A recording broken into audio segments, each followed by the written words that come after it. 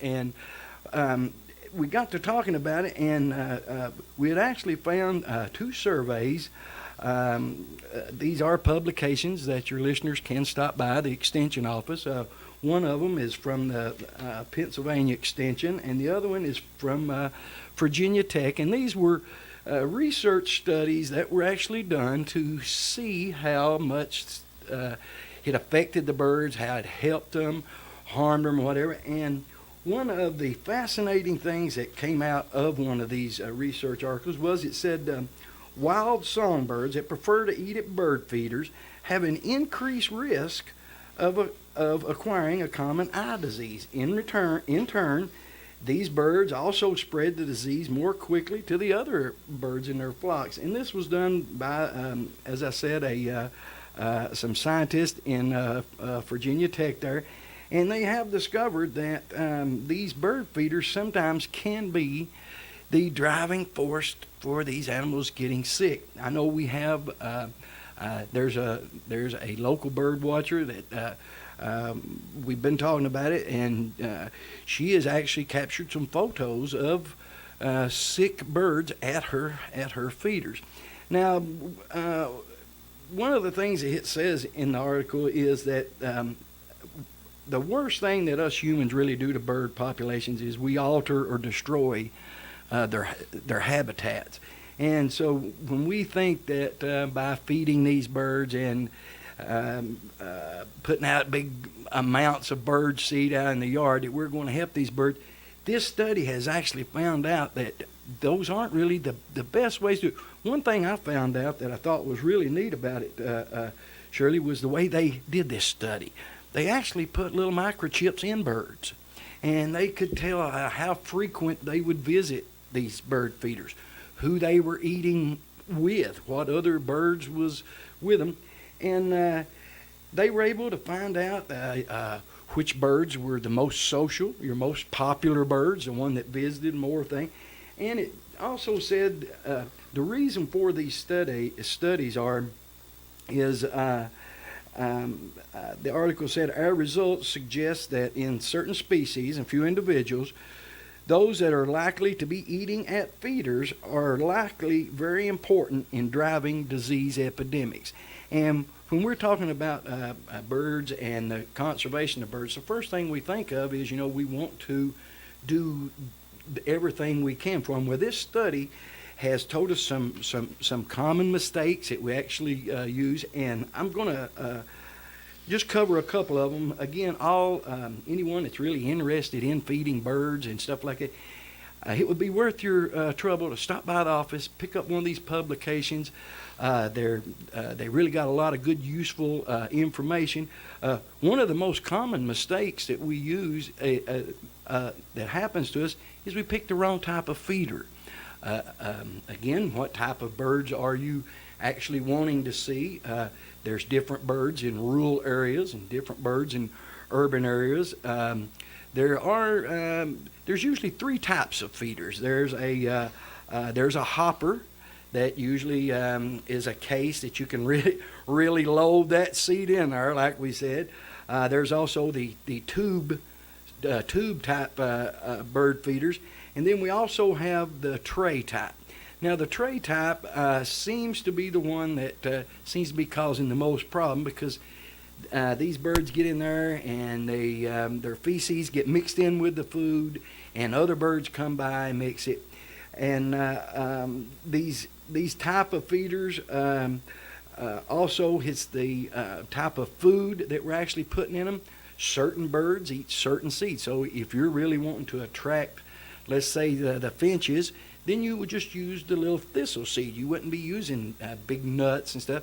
And your larger birds usually go with a larger seed, and your smaller birds eat the smaller seeds. And that makes sense. The big ones are able to crack the bigger seeds and the small. So picking that correct type of seed has a lot to do with it. There are varieties of blends of food out there for these animals. One other big important thing is the amount we put out there. If we go out there and we pour out half of a bag of sunflower seeds, there's a good chance that not all that's going to get eaten. It's going to get moldy. Maybe the weather will ruin it. And the birds could actually get sick off the feed itself. So using a little bit of, just put enough out there first maybe to see how much they're going to eat. Never pour out large amounts. Pour out small amounts. Let them eat that. If they eat that pretty fast, then you might bring them some more in. But again, these feeding system, these bird feeders stuff, like, isn't really to supply them with all the food they need. This is just a supplement. This is just supposed to be during this hard time in the winter where there's not much growing, not much seeds and stuff out. Really, there's no need to feed these birds in the summertime. There's plenty of food for them. There's no use to put that. And what this creates is, if you make a place that a bird can go get an easy meal, he's not going to forage out as much, and they're just going to hang right around that feeder, again, bringing in all different kinds of sick species and stuff like that. All kinds of problems that we didn't think about before, guys, is really with these birds. Now, some of the helpful solutions that they offered was, first of all, select that type of feeder that you really, seems to be the best for the type of bird that you're actually wanting. There are several types of seed, as we said again, but the one brand that both of these research articles suggested was a good all-around good seed is the black sunflowers. Those seeds have a high content of oil, which is really nutritious for the bird. But again, if you're drawing in a certain type of bird, then you want to use just a certain type of seed. Again, we don't want to, these feeders, once it gets to the end of spring, I noticed what was really neat in the article as well. It said one of the questions was, when is a good time, when do you stop feeding the birds in the spring? And one of the answers said, once a bear finds it. That's a good idea. As soon as the bear finds the bird seed and the feeder tray, said it's a good time to stop feeding them. That's definitely a good time. They also gave a great little recipe for those of your listeners that may want to make their own type of bird feed. They had a little recipe here. If they want to take it down, it's real easy. You mix it together. It's called Marvel Meal. Marvel, Marvel Meal, and you combine 1 cup of peanut butter, a cup of vegetable shortening, 4 cups of cornmeal, and 1 cup of flour. Now you can add a handful of those sunflower seeds in there if you want to, just to make it a little more tasty, I guess. And one other thing that these articles cover is not only can disease be carried from bird feeder to feeder and places like that, but it can also affect their bathing places where they get their water. Now, the only reason that you would have out feeders baths and waters would be to supply them with a little extra water. Now, we all know that where it's raining and pouring down today, there's really no use to have that. And the watering troughs were pretty simple to understand. They only had the only 2 requirements that it requested about the bathing and watering holes was that they be on a non-slippery surface and really not have more than 3 inches of water in them. They told there was several different ways you can make them. You can make them out of the bottoms of a lot of these terracotta pots, just a little something for the water. One other one was the garbage can lids. Just put rocks down in a garbage can lid and pour some water in there. Some of the most asked questions that they said was, one was, what about the hawks and the cats getting them? Well, these animals, what we can do is the placement of our feeders. Now, if you put that feeder out in the middle of your yard where you can see it real good from your window, you're also putting that bird out there in a wide open area. If there's a hawk flying, if there's a hawk out there, there's a chance that hawk could catch that bird flying back and forth to its feeder. So if we was to place the feeder maybe over closer to some shrubbery or some bushes, the hawk and the cat would have less chances of getting these birds. They could fly in and back out of the cover that they can get from these bushes. Same thing with the cat. Cats are sort of hard to keep from getting in these feeders, and so are squirrels. That was one of the other common problems. You just can't. So again, picking the right type of feeder and the right type of seed and where you place it has a whole lot to do with it.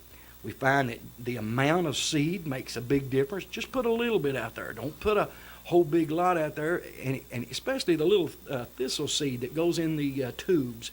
By the time they get to the bottom of that, there's a good chance that it's going to be molded. Your seed can actually mold. Same thing with our hummingbirds that we see coming through.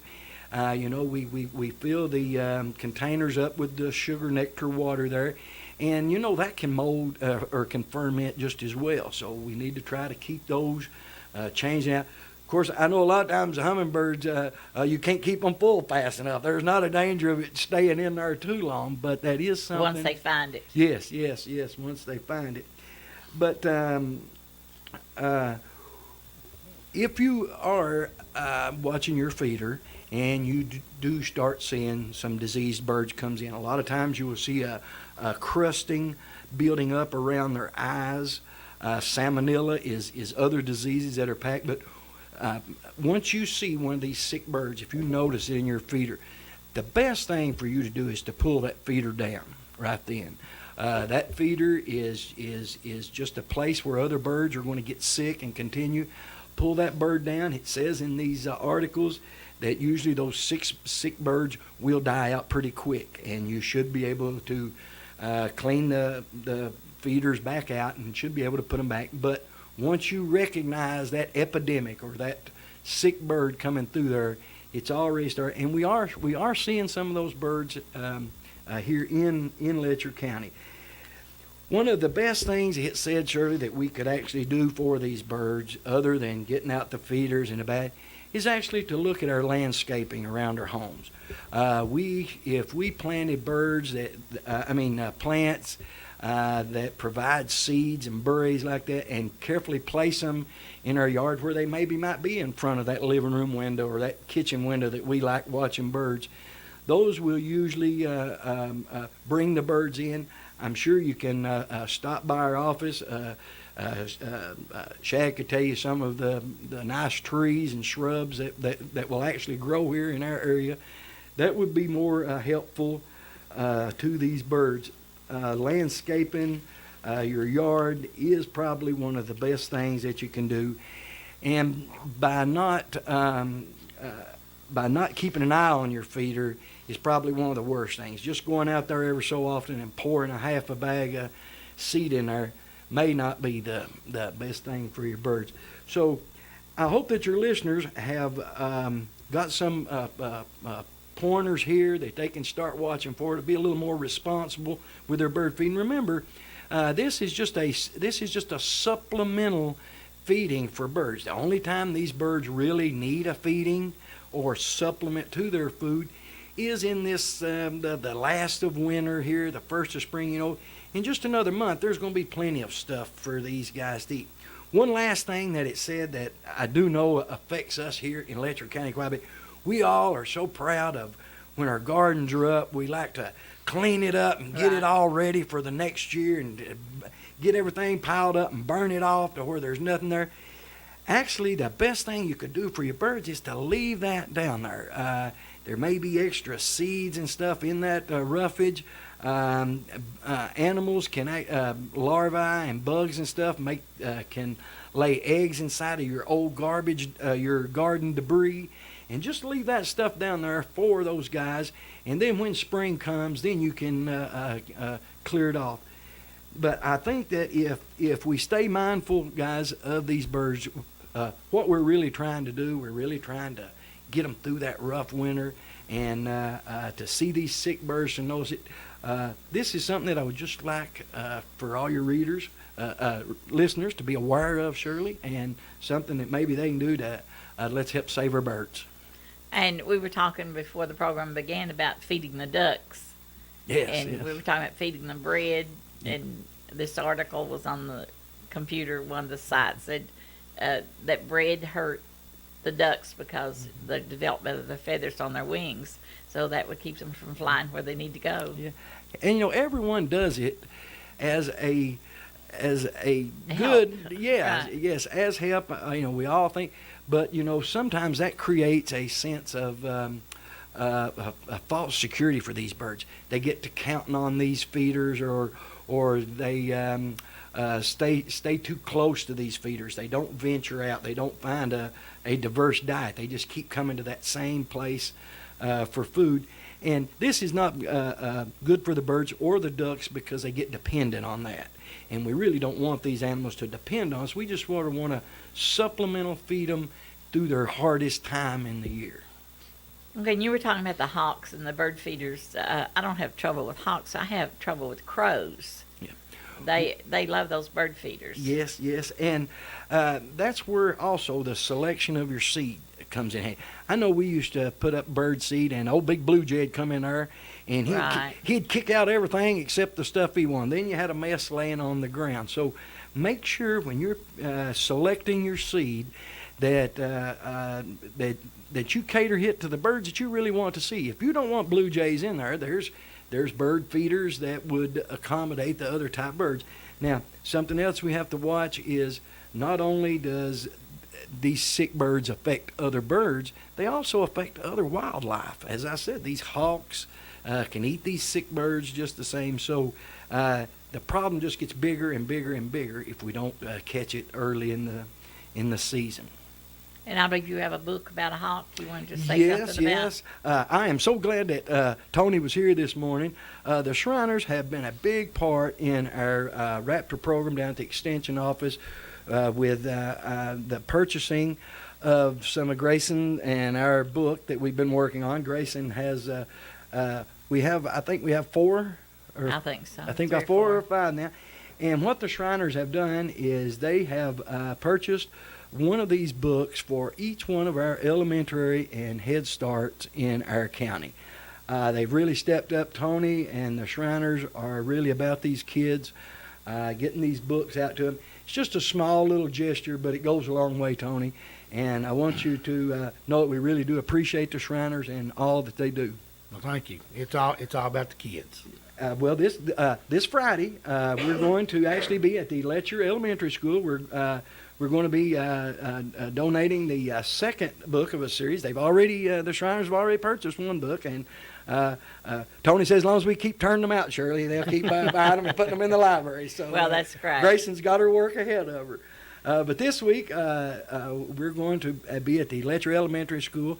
Hopefully, Shirley, you can be there with us, and Tony will be there. We're going to have the librarian, and we're going to present this book to the Letcher at the Letcher Elementary School. But there is going to be one in every elementary library and Head Start here in the county. And this is a really great thing that Shirley has actually helped us with. We all been talking about it for a long time about. It was planning for a long time. Yes, but it's finally materializing, and we really appreciate all that Shirley and WXKQ does as well. Well, thank you, Mitch, and I think they'll enjoy I know they will. the red-tailed hawk. Yes. This is one of my favorites. Call you. Yes, they can contact us at the Extension office at 606-633-2362. We're there every day from 8 to 4:30, and again. Think about how you can landscape your yard there, and maybe to help these birds out. And remember, it is just a supplemental feeding. These birds, they are wild, and they are going to survive. But every now and then, they need that little help from us humans. And instead of being a negative impact on the birds, let's try to be a positive one. Anthony, is there any phone numbers you'd like to give out? Yes, I'll give those. One more time. Yeah, one more time. For the bike ride, you can contact Duncan Cornett at 606-634-6544.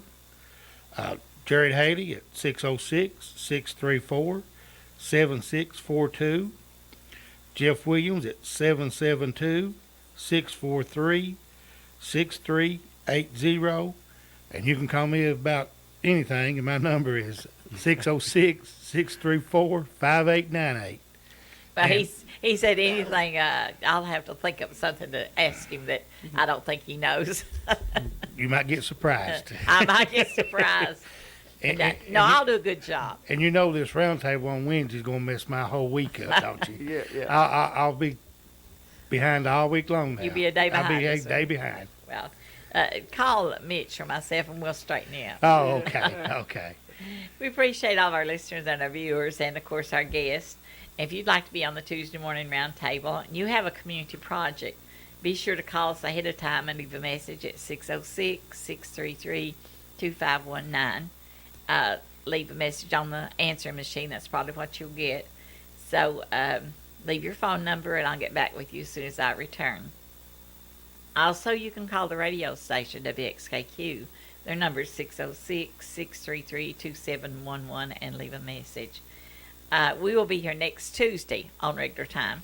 And we'll have Mike Watts with us.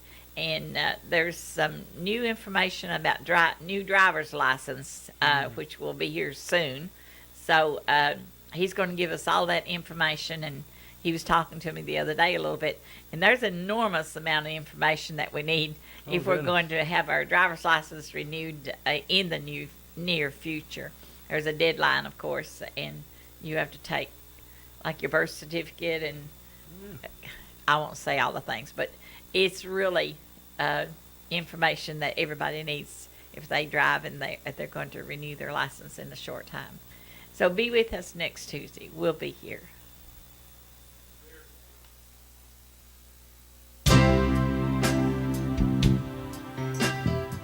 Hi, I'm Angie Hatton. I'm the state representative for the 94th District, which is Letcher County and parts of Pike County, and you're watching the Letcher County Government Channel.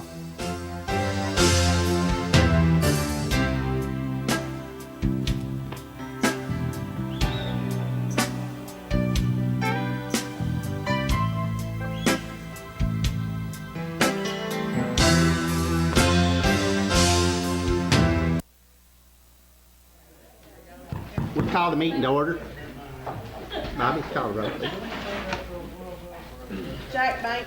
Here. Sherry Sexton. Here. Maverick Cook. Here. Chady Smith. Here. Benny McCall. Here. Judge Adams. Here. We'll have the pledge of allegiance. And Chetty, if you want to lead us in prayer.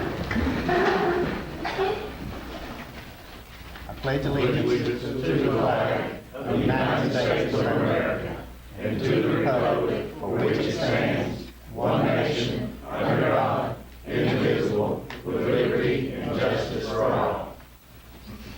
Lord of Lords, King of Kings, I ask you to bless this meeting as we go forward.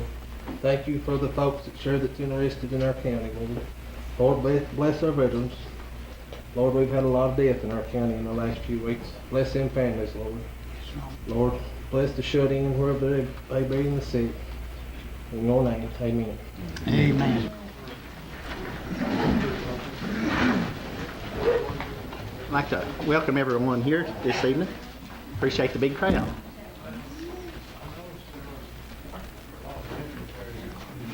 First thing we'll do is approve the minutes of the previous meetings. We've got a special called and the regular.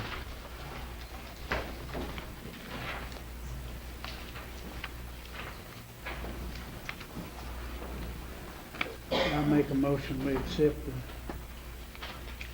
the special call meeting of January 17th, which is, Both of them together. and Monday, January 21st. Call the robot. Benny McCall. Chady Smith. Yes. Maverick Cook. Yes. Sherry Sexton. Yes. Jack Bank. Yes. Judge Adams. Yes. We'll move along to the public comment. Anybody sign up there, Bobby?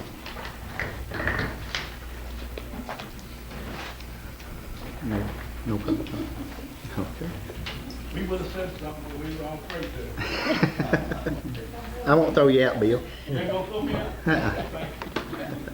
Have any committee reports?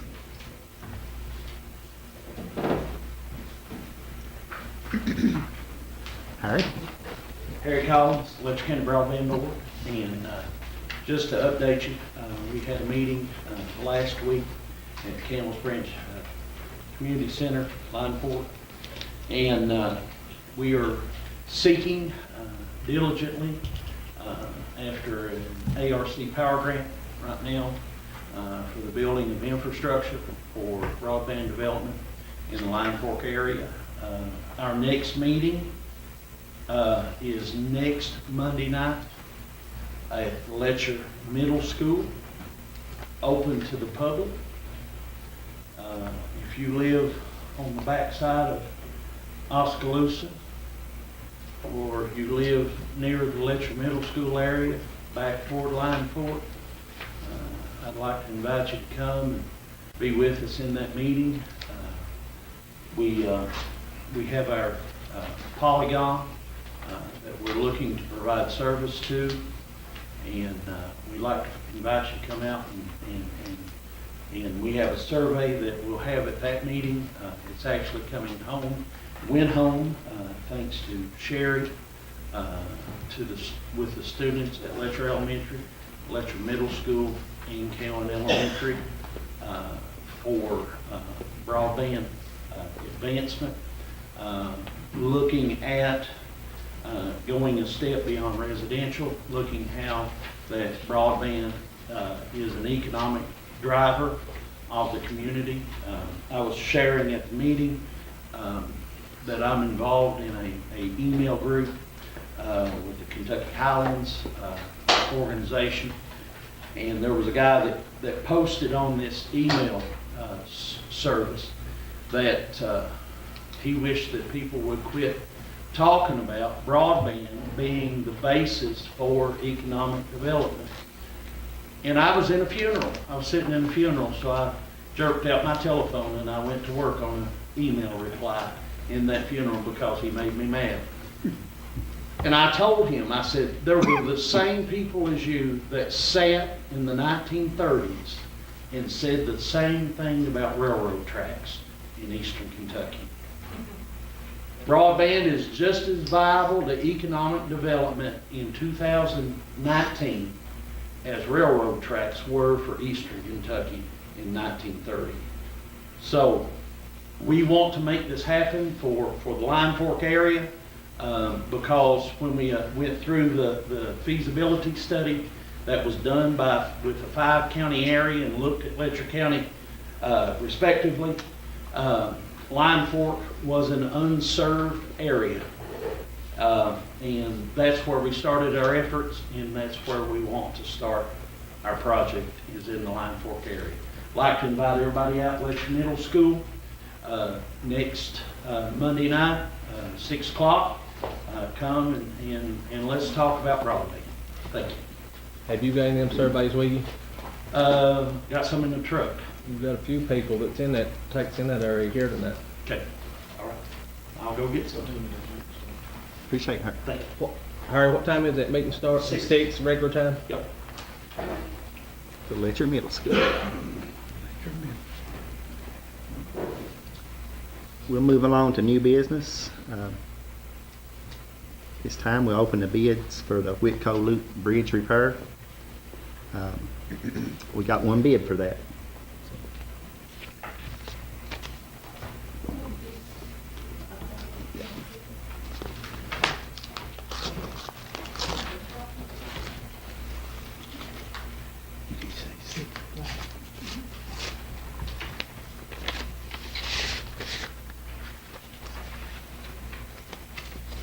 Got a bid here from Greg Hale Construction. Bid for Whitco Bridge abutment repair, removal and disposal of debris lodged against the center pier, $4,500. 48 yards of concrete placed at $900 per yard. To form, install 2 mats of number 5 steel on 1-foot centers, approximately 48 yards of concrete. Bedrock needs to be drilled 18 to 24 inches deep, minimum of 1-inch steel placed into the bedrock footer. Total of $43,200 on that. 350 tons of Class 3 channel lining at $40 per ton is $14,000. 50 tons of number 2 stone placed at $35 per ton is $1,750. 25 tons of DGA in place at $35 per ton, total of $875. Cleanup and seed and mulch all disturbed areas, $2,500. The total price based on the requirements by the road foreman, $66,825.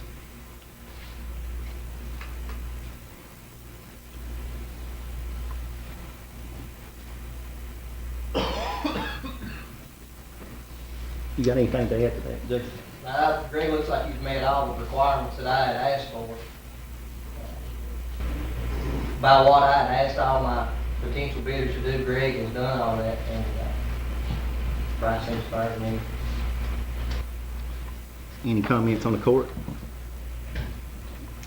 You need a motion. We probably need a motion to accept that bid.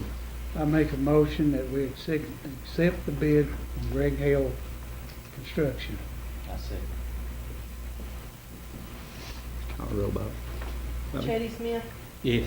Maverick Cook, Yes. Sherry Sexton, Jack Banks, Yes. Benny McCall, Judge Adams. Yes. And we'll try to get that on the way just as soon as possible. We'll get that bridge fixed.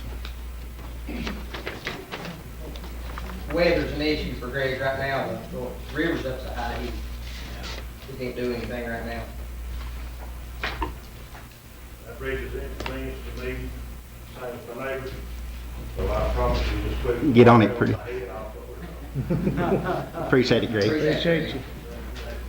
Thank you, Greg. We're getting a lot more rain this week. Next thing on the agenda is the debt service account for the courthouse.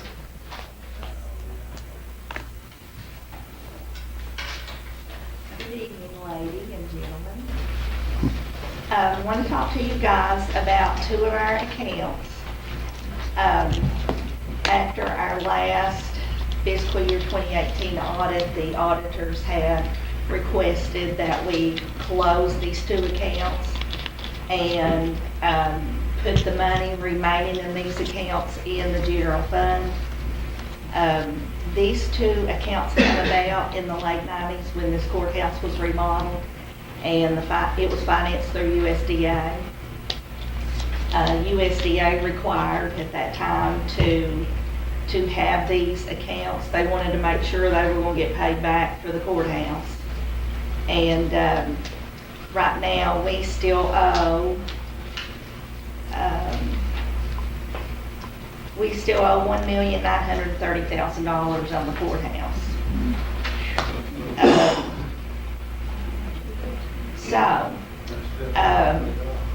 Also, you guys have probably seen that every month we write a check out of the general fund to the depreciation reserve account for $2,560. That was also something that USDA required. And what's been going on with that is write that check out of general fund and you deposit it in that depreciation reserve account every month. So this is what I'm proposing to the court, that we close both of these accounts. We made our last payment with the principal and the interest in January. It was $245,426.88. Okay, after that payment was made, we have $102,102.26 left in the debt service account. After interest was received on the January bank statement, we have got $30,791.38 in the depreciation reserve account. What I would like to do is, well, actually, for two reasons: to not only satisfy the auditors, but we've got to the point now that there's really not enough money in these accounts to really keep these separate from the general fund, because they have to take that out and reflect that on our fourth quarter report every year anyway, this actual money, since these are not major funds. So if we close these accounts and transfer the $102,000 and the $30,000 to the general fund, and then I would propose that we would continue, even though it wouldn't be writing a check, continue to put the money in general fund, kind of, how could I say that? Like, we're gonna hold this money just for courthouse payment only. Because it's not gonna be, I mean, we've got to have the money to make the courthouse payment. So keep this money separate. I will reflect that balance every month on the treasurer's report and add $25.60 to it. Because at the end of 12 months, that's actually saving $30,720 that you can add to your money that you're going to be getting as rent from AOC. At right now, we get 2 electronic payments a year from AOC, $64,000 each, so that's $128,000. We get 3 paper checks from AOC, $22,073, so that's $66,219. So we potentially will get $194,000 a year that we will keep in general fund, add it to that balance. It'll be reflected on your treasurer's report every month. And then when it comes time to make these payments, July is interest only, it's $33,678.13. And in January, it's $247,505.63. So I think if we go ahead and move that money to general fund, keep up with it separate, we'll be safe on having that money to make that payment with, and you guys will be able to see where the balance stands every month when I do the treasurer's report. Does that all make sense? Okay. And that was all per request of the auditors. Yes. That's the way they wanted it for their. And I really understand that now. I understand why we did it that way so many years, but the money is getting less now. So we can keep it in general fund, which is still an interest-bearing account, so we're not going to lose any interest either. So it makes sense to me to go ahead and do it that way. Do we need a motion to do that? Yes. I'll make the motion that we follow the recommendation of our auditors. Have a second. I'll second. Call the roll, Bobby. Jack Banks, Yes. Sherry Sexton. Yes. Chady Smith, Yes. Benny McCall, Yes. Maverick Cook, Yes. Judge Adams. Yes. So next month's treasurer's report will reflect that that money's been moved and it's being held in general fund. Thanks, DJ. What's ALC? The administrative office of the court. What that is the Okay. state offices, It was AOC. they pay the not county ALC. rent, yeah, for That's using the what I- courthouse. Yeah. Next on the agenda is the Sheriff, Mickey Stites.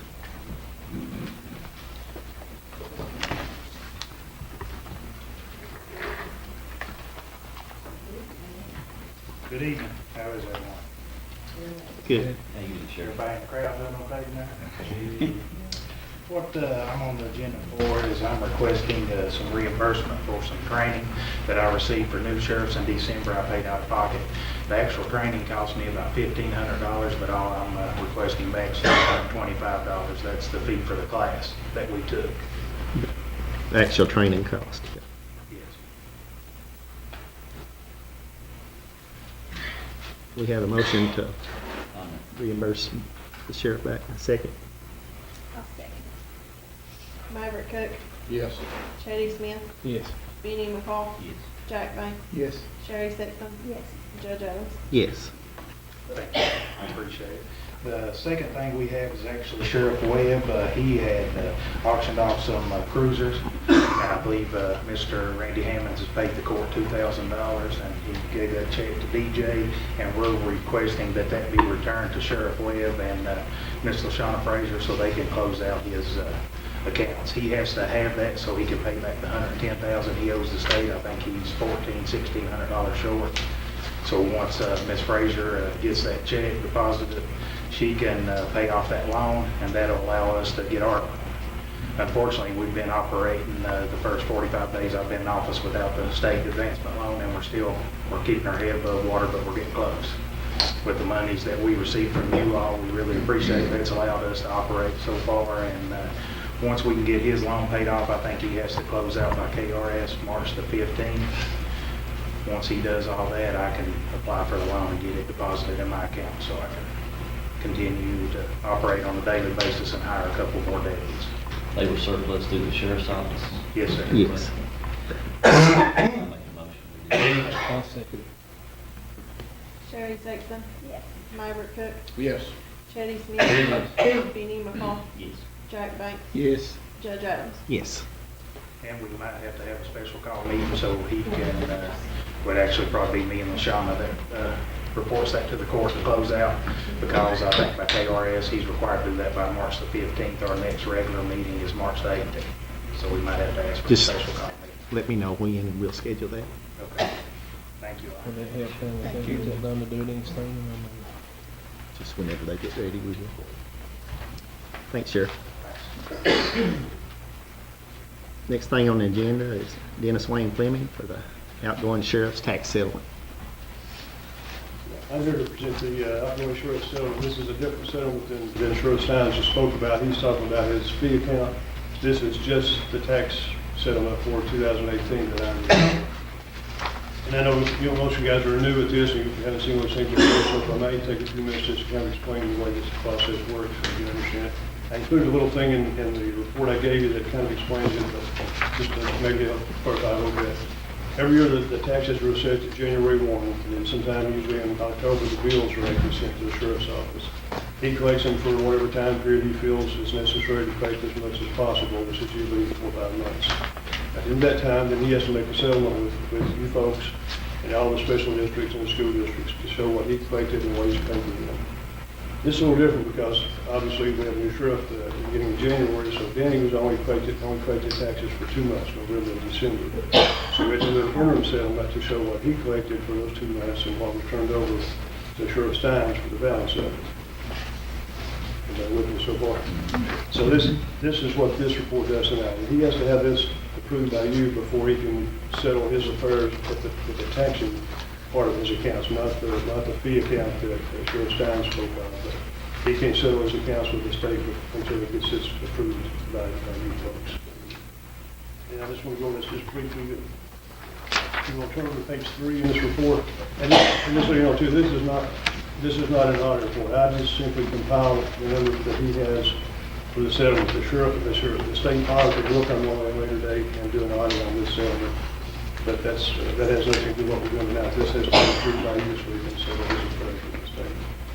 So if you look on page 3 in the third column, then the one that says county, the top part of that page shows what was charged to the sheriff. That's the bills that he received back in October or 1st of November, I think, this year. And they total $878,214. You see there were some discounts given, some few exonerations, and some refunds. And then a big amount of the $184,846. That's the amount of bills that were not collected by the end of December that are turned over to Sheriff Steins, and he's not collecting what he can of those bills. Sometime in April, May, or June, whenever he determines that he's done all he can do, there'll be another settlement for January 1 through whatever time he finishes his collections. But for this one, that'll be $878,214. You can see that he collected $674,547. His commissions are $28,725 and $645,822, of which he paid to the fiscal court $645,869. He shows that he overpaid by $47, but again, it's going to see if that's the exact number or not. The first column of that page is the total for the entire county and the school districts and all the special districts and everybody. But the part that pertains to you is that third column.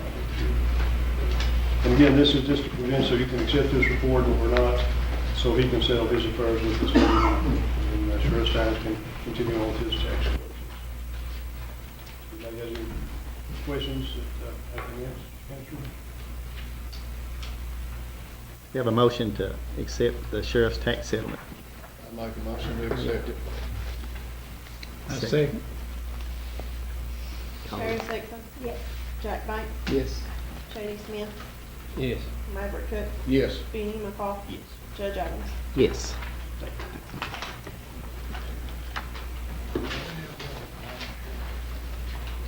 Next thing on the agenda is resolutions dedicating certain roads in honor of our veterans.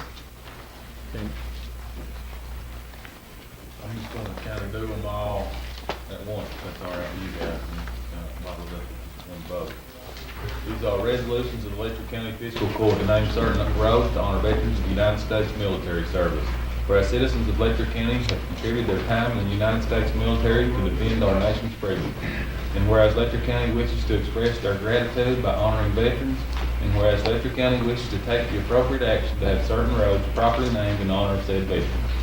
Now therefore be it resolved that all appropriate action be taken that the following listed roads, a name be placed at the Sycamore Loop in Jeremiah, Kentucky in honor of Private David D. Henson, World War II veteran, 7 Bronze Stars.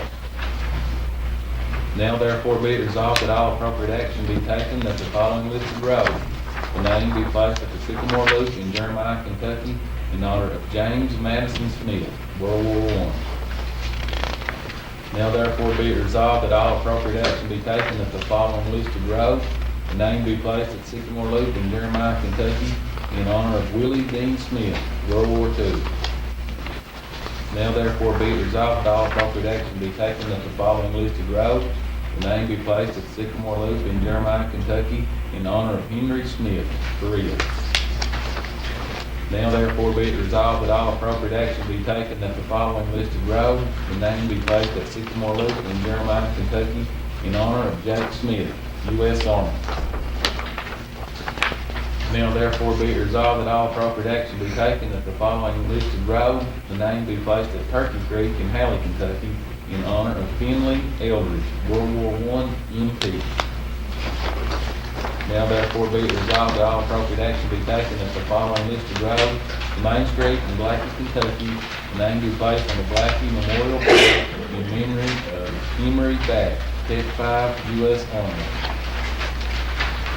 Now therefore be it resolved that all appropriate action be taken that the following listed road, Main Street in Blackie, Kentucky, the name be placed on the Blackie Memorial Board in honor of Corporal Wade Whitehead, Battery A, 462nd Parachute Field Battalion, World War II.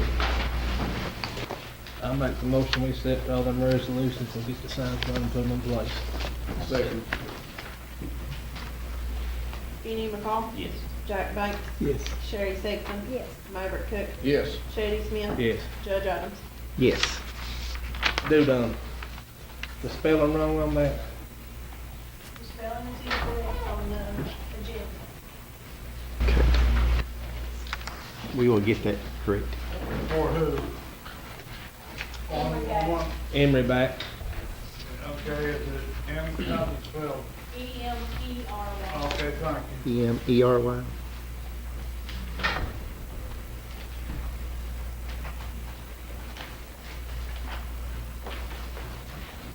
We'll get that corrected.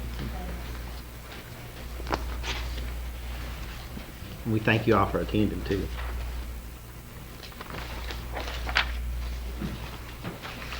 Next thing on the agenda is to discuss the long-term lease with Hemp Hill Community Center.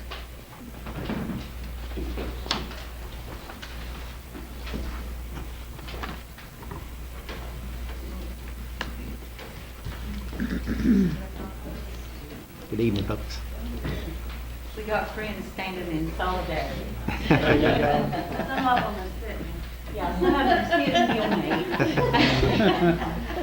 When you get over time, you have a lot to say. That's fair.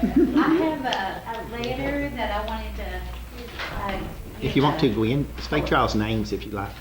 Okay, I'm Gwen Johnson. Richard Stewart. Hey y'all, I'm Annie Jane Cotton with the Letcher County Culture Home.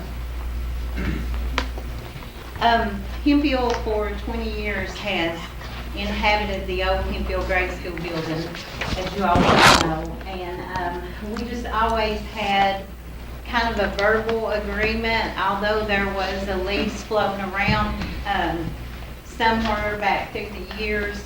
But we have recently applied for a grant with the Mountain Association for Community Economic Development to place a rack of solar panels and hardware on top of the building. An engineer has come and looked at the building to make sure that it would structurally support such a thing, and to make sure that we were placed so that it would be beneficial to our organization. And we were told by the engineer that we have the perfect setup at Hemphill Community Center for such a thing. We have southern exposure. We don't have any trees in the way to keep the southern exposure light from hitting the building, and he thinks it will help us. I've asked Richard to speak to the reason that we're asking for a long-term lease. We try very hard to keep the electric bill down. I live next door, so I help control up and down when we have events, put the heat up, put it down. But every penny we make goes to electric bill. Last month was $1,200. This month was almost $1,000. And it takes everything we can do to try to just pay the electric bill. So we hope this may take the burden off us of trying to survive.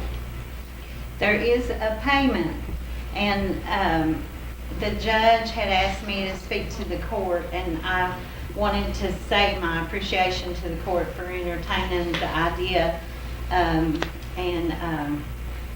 trying to help us with this. The letter that I passed out is a letter from Betsy Whaley, who is the executive director of MACID, which is the Mountain Association for Community and Economic Development. MACID is an organization that's been working in the mountains here for about 40 years. And they make high-risk loans that banks won't make. And we realize that we are high risk. And so we wanted to appeal to the court tonight for the long-term lease that MACID is asking for us to have. MACID wants assurance that the county is not going to pull the lease for the building before we can get those solar panels paid for. But as well, we know that the fiscal court wants assurance that we are not going to fold our operations before we get them paid for and leave the county stuck with the bill for them. So this letter, I'm going to read the third paragraph down. And this loan agreement will be between Hemphill Community Center Incorporated and MACID. MACID acknowledges that the Letcher County Fiscal Court is not a signatory to the promissory note or other loan documents, nor is Letcher County Fiscal Court providing a guarantee of payments should Hemphill default or otherwise fail to meet their obligations to MACID. It is MACID's understanding that the Letcher County Fiscal Court's liabilities and responsibilities are limited to those found in the landlord-tenant relationship as outlined in the lease to Hemphill Community Center Incorporated. There is a number and an email address for Les Rowe, who is the representative in Hazard for MACID, if any of you have any questions concerning these things. It's always been our dream to maybe be able to purchase that building for the community. But we know that right now with the electric bill taking everything we can rake and scrape, that's not possible. So we're trying to address this, and we would appreciate a long-term lease. They're asking for a 20-year lease, and we promise to uphold our end of that and to make the loan payments. We had a meter installed. We've been about 3 years trying to get this thing in place, and we had a meter installed about 3 years ago that will roll backwards. But that House Bill 100, they keep throwing sprigs in the wheel, and we don't really know how all that's going to go. But we're still wanting these solar panels because we think it will help us. Yeah, go ahead. Hey, y'all. I'm Annie Jane Cotton, and like I said, I'm with the Letcher County Culture Hub. And I just want to come up and speak in support of Gwen and Hemp Hill, and they have been doing incredible work to make this real. And I don't look at y'all as a high-risk loan, I look at you an investment in the future. There are 3 other organizations in the Letcher County Culture Hub who are also moving forward on solar panels right now. That's Kings Creek Volunteer Fire Department, Apple Shop, and also Homes Incorporated. And so all of us have been working together for quite some time now to make this real and to create a model really for the rest of the state and the rest of the region. And so I think that regardless, this piece is a really important piece for not only Hemp Hill, but for the Culture Hub, and I would say for the county and the region, in kind of moving us forward and creating these really positive models for our future stuff. Can I interject just a little bit? House Bill 100 is going to pass, we know that. Yes. And they made some adjustments in it. But she can be grandfathered in, I can be grandfathered in under the 1-for-1. In other words, if Kentucky Power is selling a kilowatt for $2, we'll get $2 for what we over. But if we wait till later, then it will be adjusted down if we don't get it now. The Public Service Commission will be the one who sets the rate on the House bill. So what we need to do is to give her the lease so she can be grandfathered in, and whatever power she creates above what she uses, she gets 100% back, and we will get 100% back. And that's the point. She really needs this lease ASAP. I think that's a huge part, because if we're working on getting all these installations started either the end of this winter or this spring, and it matters whether or not we get it done by the end of this year. It really, in the end, long term, really matters for how we're able to make this affordable for people. And the short-term benefits of that is if we can get it installed early in the year, then we'll have the summer to build up credits toward the winter's electric bills. So as soon as we could get it done, we would love to start construction on it by the end of March. If we could, we don't know at this point, we've got this late in the year, if that'd be possible.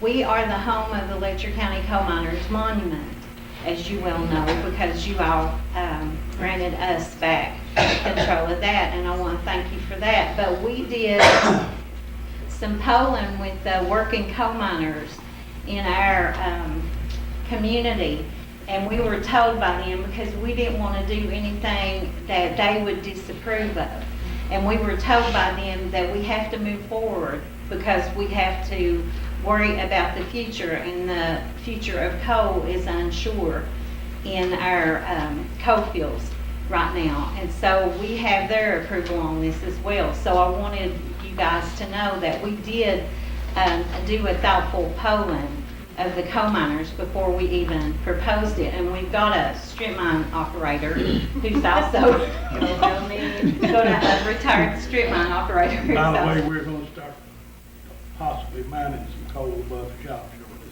So. That's good. Yeah, that'd be good. Have you got any comments? Questions? Do you know about what the payment and overall cost is gonna be? It's going to be, it's close to $50,000 for our rack. Our rack of solar panels is going to cost less than any of them. And we have to come up with a percentage of that for a down payment. And we're trying to start some efforts to do some fundraising for that. But our payment is going to be between $500 and $600. And with the present electric bill, bills that are rolling in, that's peanuts. So. Yeah, and I will say also that the Letcher County Culture Hub is working together to do joint fundraising to come up with some of those 30% and percentages that people are going to need to have for those. So it's like we're trying to, if we were private citizens instead of all organizations and community groups, we would be eligible for a 30% credit. And so we're trying to raise the difference of that, since we don't have access to that. We're trying to crowdfund and fundraise for that. So we're, and the first tier, we're doing tiered fundraising, just sort of according to project. And the first tier of our fundraising is that Hemp Hill and Kings Creek are that cost is covered. Their So cost, that's our first goal. their cost at Kings Creek would be 45,000 plus, and we're going to Wayne Supply. In case y'all didn't know, Wayne Supply is in the solar business. So we have decided to go with Wayne Supply. I think they may be going with Wilderness Trace. Yes. With and theirs, Oh, go ahead. but it's still all the latest solar panels you can get, so. So, we were told before the rate increase that happened on January 19th, we were told that we would be able to produce 104% of what we need. Now with the new rate increase, we don't know how that'll be, but anything's better than it has been. So I just wanted to Did you say Homes Incorporated is in with this too? Yeah. They're actually supposed to start next month, installation. They No, are. we start Monday. Well, they start their. Is that on their electric- office they're building? starting their electric work on it next week, and then the installation pretty soon after, so. That's great. Yeah, it's pretty exciting. I mean, I think one of the things that's really cool about it is that we've come across all these different worlds to come together around this really cool project that I think we're gonna move forward in a beautiful way. Can I interject one thing for the power company? On the Bill 100, I'm gonna say it. You can't really expect them to allow us using their power poles, their transmission lines, Not and that things feedback. without some type of compensation. Yeah. So I think that's the reason House Bill 100 is coming along. They put their power poles in, they do all that. We need, be like if you're hauling eggs, you shouldn't be allowed to haul mine for free and charge Yeah. Jack for nothing, And I think there's been some good compromising that's been going on around that bill too, and I think, Yeah. I think it's We're gonna be pleased, but the sooner we get Glenn with the lease thing, it's gonna be great yeah, for I think everybody. that's one of the big hurdles for us. So you are already beginning to, From what I understand, because I'm supposed to help with mine, Homes is going to be the installer. They're going to have someone come in and show them. And they hope that they'll be able to become the local installer in Letcher County. I'm also have solar panels put on my property. There's a group of us together to trying to get in Letcher County to try to get solar into our homes. that's awesome, that's moving great. forward. Well, thank y'all so much. Yeah, for the thank you. You opportunity to Thank you. speak And if to any of y'all you about wants to buy supper, I'm available. Jamie, got any comments on that? Yeah, I see an issue and I'm concerned about it, but I hope we can work our way through it. I hate to speak for all the members of the court, but I think most people would be all for that. That's a wonderful, wonderful idea. Just my legal hat comes on and gets concerned is the county government cannot give the people's property away, even to wonderful people. You know what I mean?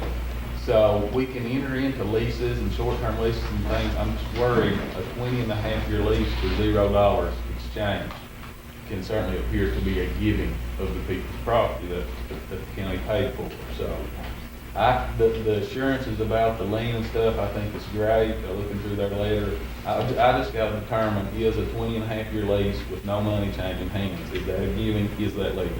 If that's legal, wonderful. I think everyone would love to do it, everyone. Right. So I can get an answer to that pretty quick. If you all want to entertain a motion to give Terry the authority to sign said lease, if I can determine that signing said lease is legal, then we want to meet again and talk about it again. If I determine, or if it has been determined that such a lease would not be legal for us, then we'll just revisit it at the next meeting or even at that special meeting we talked about. So, and then there may be some way, I don't know, selling it to them or something. It's just a long-term lease like that with no money. Makes a red flag pop up. So I can What about certainly the do it. Jenkins deal? at the old Jenkins High School, it went through, didn't it? Yeah, but they improved our property. They put over $1 million into the property and made it a wonderful Well, see, the facility. solar will improve this property. The solar won't belong to the county, though. It would belong to the people of Enfield communities. We don't get those panels. That's part of this, in this land. So, Are they nonprofit? Yes, we're a 501c3. you can't give public property to private entities, whether they're for profit or No, it not. has to be to government. Yeah. More Yeah. exchange like that. I think everyone wants to see this happen. Yes. Just have to figure out how to see it happen. Well, I'll make Legally. I'll make a motion that if we could pass the legality standpoint of it, to do that lease. Yeah. Because I think it's a great idea, and I know we all appreciate what you guys do. You're a warming station for us and everything else throughout the county. You do a lot of good work, so we appreciate you. That needs to include that I have the Yes. authority to sign documents. I'll amend that and make a motion to give Terry the authority to sign the lease upon passing the legality.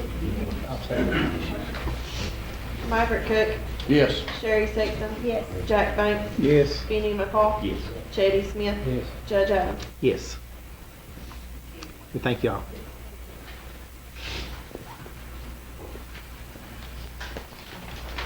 Next, we're going to discuss the amending and first reading of the amendment to our administrative code for the county. Our current code that we're going by has got a lot of gray area, or how would you say, Jamie? It's just the same thing, two different ways. Contradictory. Yeah. So we've researched and actually come up with a different administrative code, and I just want to bring that up for discussion, and if we can maybe pass the first reading on that administrative code tonight.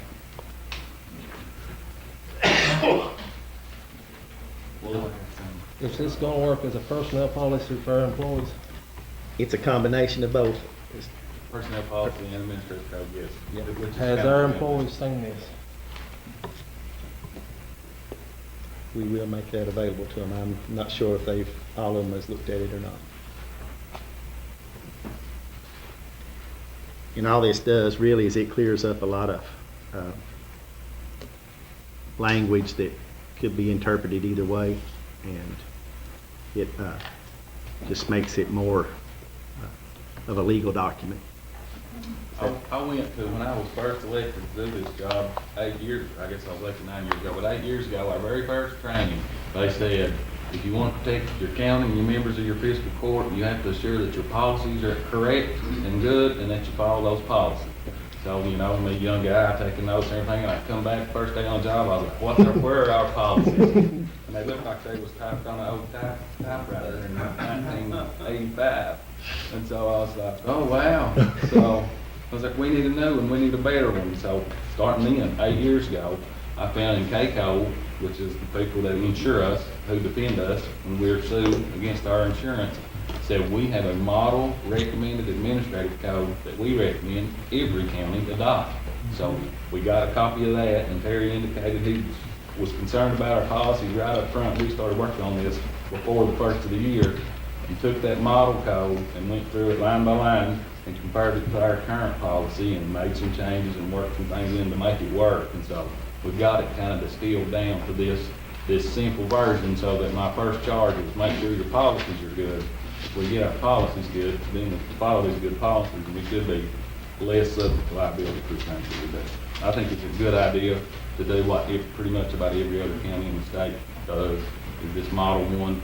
And if we did the first reading, I can read a summary of the first tonight. We can obviously make amendments between now and the second reading when it goes into law. Get the chief, talk to the employees. You guys talk to the employees. Look at I read it. It's a good one, but I feel that our employees need to be able to see what we vote on too. anything that y'all are concerned about that pops up with you all, get it to us. We can have it, talk about it, we can amend it and make that happen before it becomes law. This one's so much more concise, easier to understand. Well, it'd say, we'd be talking, we'd be looking at this one versus ours, and on page 9 in our old, it'd say this, and it'd say the exact opposite. toward the end of it. That's all So that. what's the, Several you know, what is our policy on that? But even after the first reading was to have a month before we actually Yes. pass it in Yeah. law. And we can make sure. It's gotta have a second reading and Yeah. it's gotta be And you gotta- published. And the employees can get a copy of it. Yeah. Gotta give us a month. Yeah. And a copy of it will be available at the county judge's office for anyone. Yeah, anybody that wants to read it. It's kinda lengthy, so. I actually finished it up last night. It is a good, It's a very good one. but I want the employees to be comfortable with it too. Yeah, I feel good about it. I Yeah. think it'd be a change for us. Do we have a motion to amend our administrative code to read as the K code? Let me read this summary. Okay. This is an ordinance of Letcher County Fiscal Court. I'm just going to number it, ordinance 2019, number 1. I don't believe we passed an actual ordinance, have we, this year? No. So it's ordinance number 1 of the year 2019, adopting an administrative code, repealing the previous ordinance administrative code, first adopted in July the 2nd of 1995, and revised and reapproved yearly. Be it ordained by the Fiscal Court of Letcher County, Kentucky, that the administrative code and personnel policy previously adopted by ordinance is hereby repealed. The administrative code shall be recorded by the county clerk in total text in the order book of the Fiscal Court of Letcher County, Kentucky, and in ordinance number 2019-1, an administrative code consisting of 64 pages, which is attached hereto and incorporated by reference, is hereby adopted at its first reading on this date and shall be duly published for its second reading. We have a motion on that. I make a motion to accept that. I'll second. Call the roll, Bob. Chady Smith, Yes. Benny McCall, Maverick Cook, Yes. Jack Banks. Yes. Sherry Sexton. Yes. Judge Owens. Yes.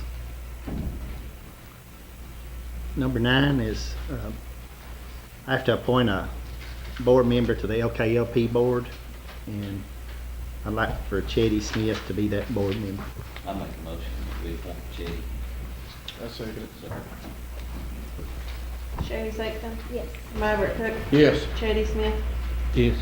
Benny McCall, Yes. Jack Banks. Yes. Judge Owens. Yes. Number 10, got down here to discuss the cemetery roads, public cemeteries, and public roads and county roads. To spend tax money and the people's money on a road, it has to be adopted into our county road plan. And we have several roads out there that needs to be adopted in, and for us to be able to work on those roads with public funds, we need to adopt those in. And that's why I put this on for discussion, and I think the county attorney has some insight on that. Yeah, most of our county roads are obviously, all of our county roads are county roads, but some of the roads in the county that the public travels every day and have for years and years, a lot of these that go to little cemeteries and things like that, have never actually been formally adopted into the county road system. So, and there have been some concerns about that over the years, and some of these cemetery roads are starting to deteriorate, and my advice to the court is that we can't spend county road aid money to work on a non-county road. How, on our gas, even when you pay your gasoline, part of the taxes goes back to the counties to pay to fund and repair and maintain county roads.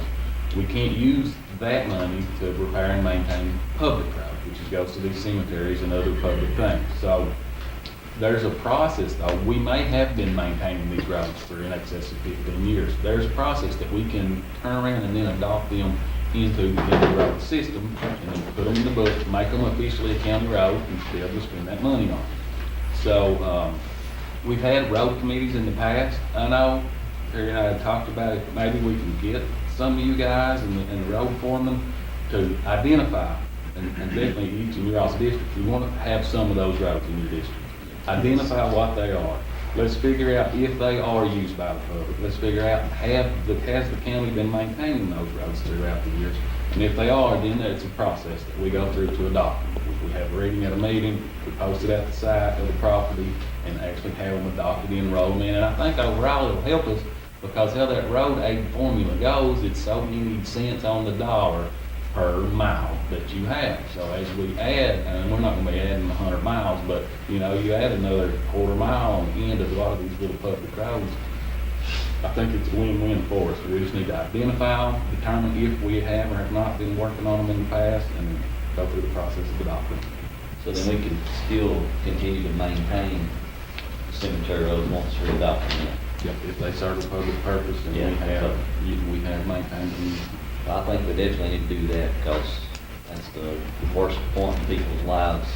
And they definitely don't need I worked at the funeral home over 10 years.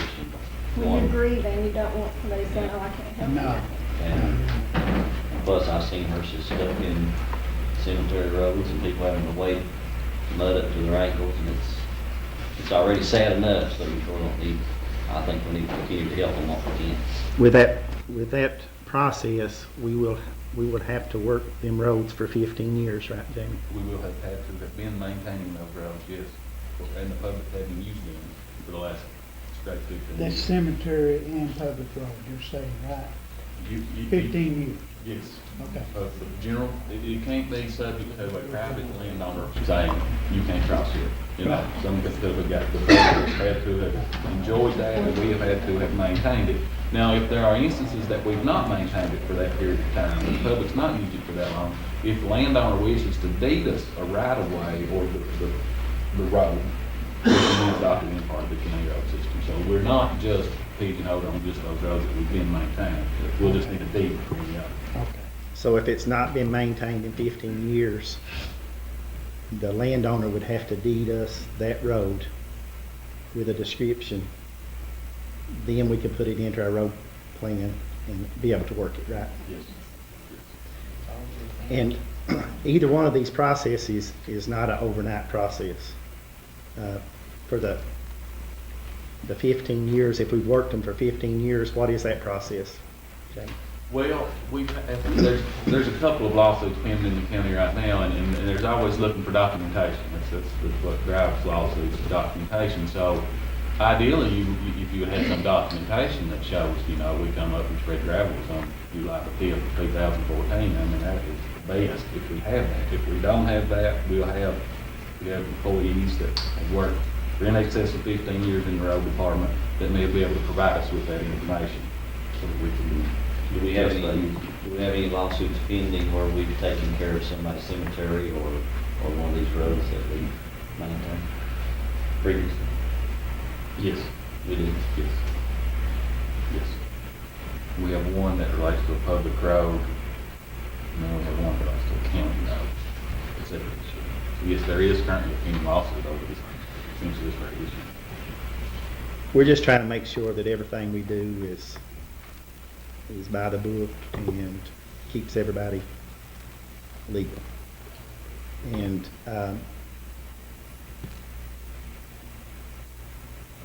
for us to put the process for the 15-year thing, what length of time will it take for that process to be a county road? Well, you know, I think we need a committee to review whether these serve this public purpose and what they've been done. And so it really depends on how quickly they can identify these roads, and we can figure out what each one is. Once we identify them and determine that they meet the criteria, then it's just a matter of passing a resolution, posting it at the road, posting it at the courthouse for 5 days. So it can happen pretty quickly if it meets all the criteria, it's identified and meets all the criteria. So do we notify the public that we're doing this? Are they aware of what we're trying to do as far as a time span, or we just go ahead and do it? I guess just we need a committee. We need people assigned to the committee, and they utilize can start working on this from there. We just can. Yeah. So what happens if we maintain a road, we've been doing it for 15, 20 years, and then next week, someone passes away that we need to put gravels up there, what then? I mean, if it's bad and the road isn't. My advice is that you cannot spend county road aid money on non-county roads under any circumstance. Now, if we have gravels that are bought from another source of money, for the money, or equipment, or men paid out of it, then we can do that. Short of that, I don't recommend it. I know it's been done in the past, it would have been done in the past, or we wouldn't have maintained these public roads for 15 years. It's been going on for years and years, Yeah. all over the state. So all of our, Attorney General came in from 1980 that says you cannot do that, period. all of our road aid, our county road money is infused with that state road aid. I think the word is basically tainted with that state road aid money. So, Yeah. So really, we cannot work those roads until we get them on the county road plan. we should not to be compliant with the law. So we need to get started now, Yes. getting them done. Yeah. And having said that, I'd like to have a couple of you folks on, as magistrates on that road committee, and maybe the road foreman too. I don't mind at all. Chetty, you probably need to be, you know more about the roads than, I'm sure you want to serve on that committee? Yeah. And you want to, well, I'll make a motion that we form a road committee and have Jason back, and Chetty Smith and Sherry Sexton on that committee. I'll be glad to help too.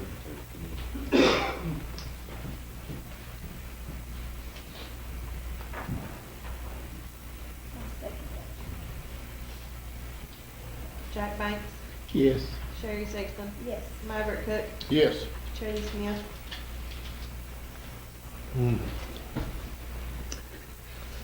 Yeah. Benny McCall.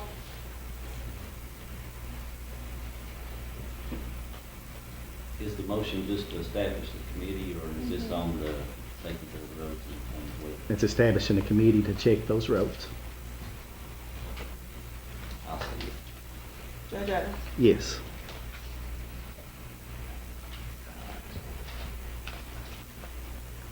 Did you put Benny on that or just Chetty and Two Terry? magistrates in the local government.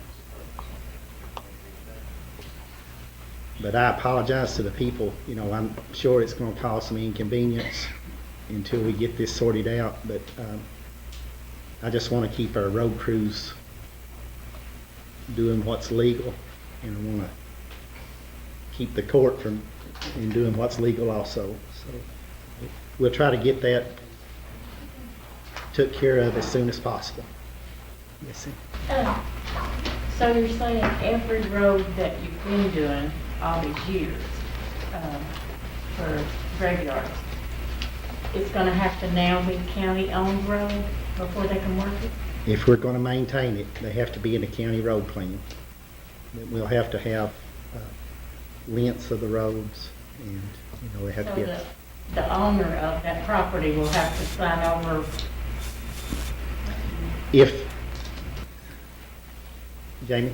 They don't have to. They- It's preferable if they do, and it's helpful, but there's a term, if you're a squatter's rights, Yes. it's essentially a prescriptive easement when the public or the people use a piece of property for 15 consecutive years and the public has maintained it, then we acquire essentially title to it by squatter's rights. So we can do that, but there's two types of roads, a county road and a public road. And the only difference is one, there's a piece of paper that the court read that says it's a county road now.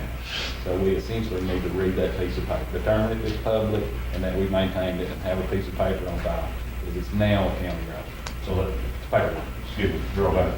So you're saying that automatically comes with right of way, and landowner has to give that right of way, correct? They don't have to, we have it. We acquired it by the use and maintenance of it.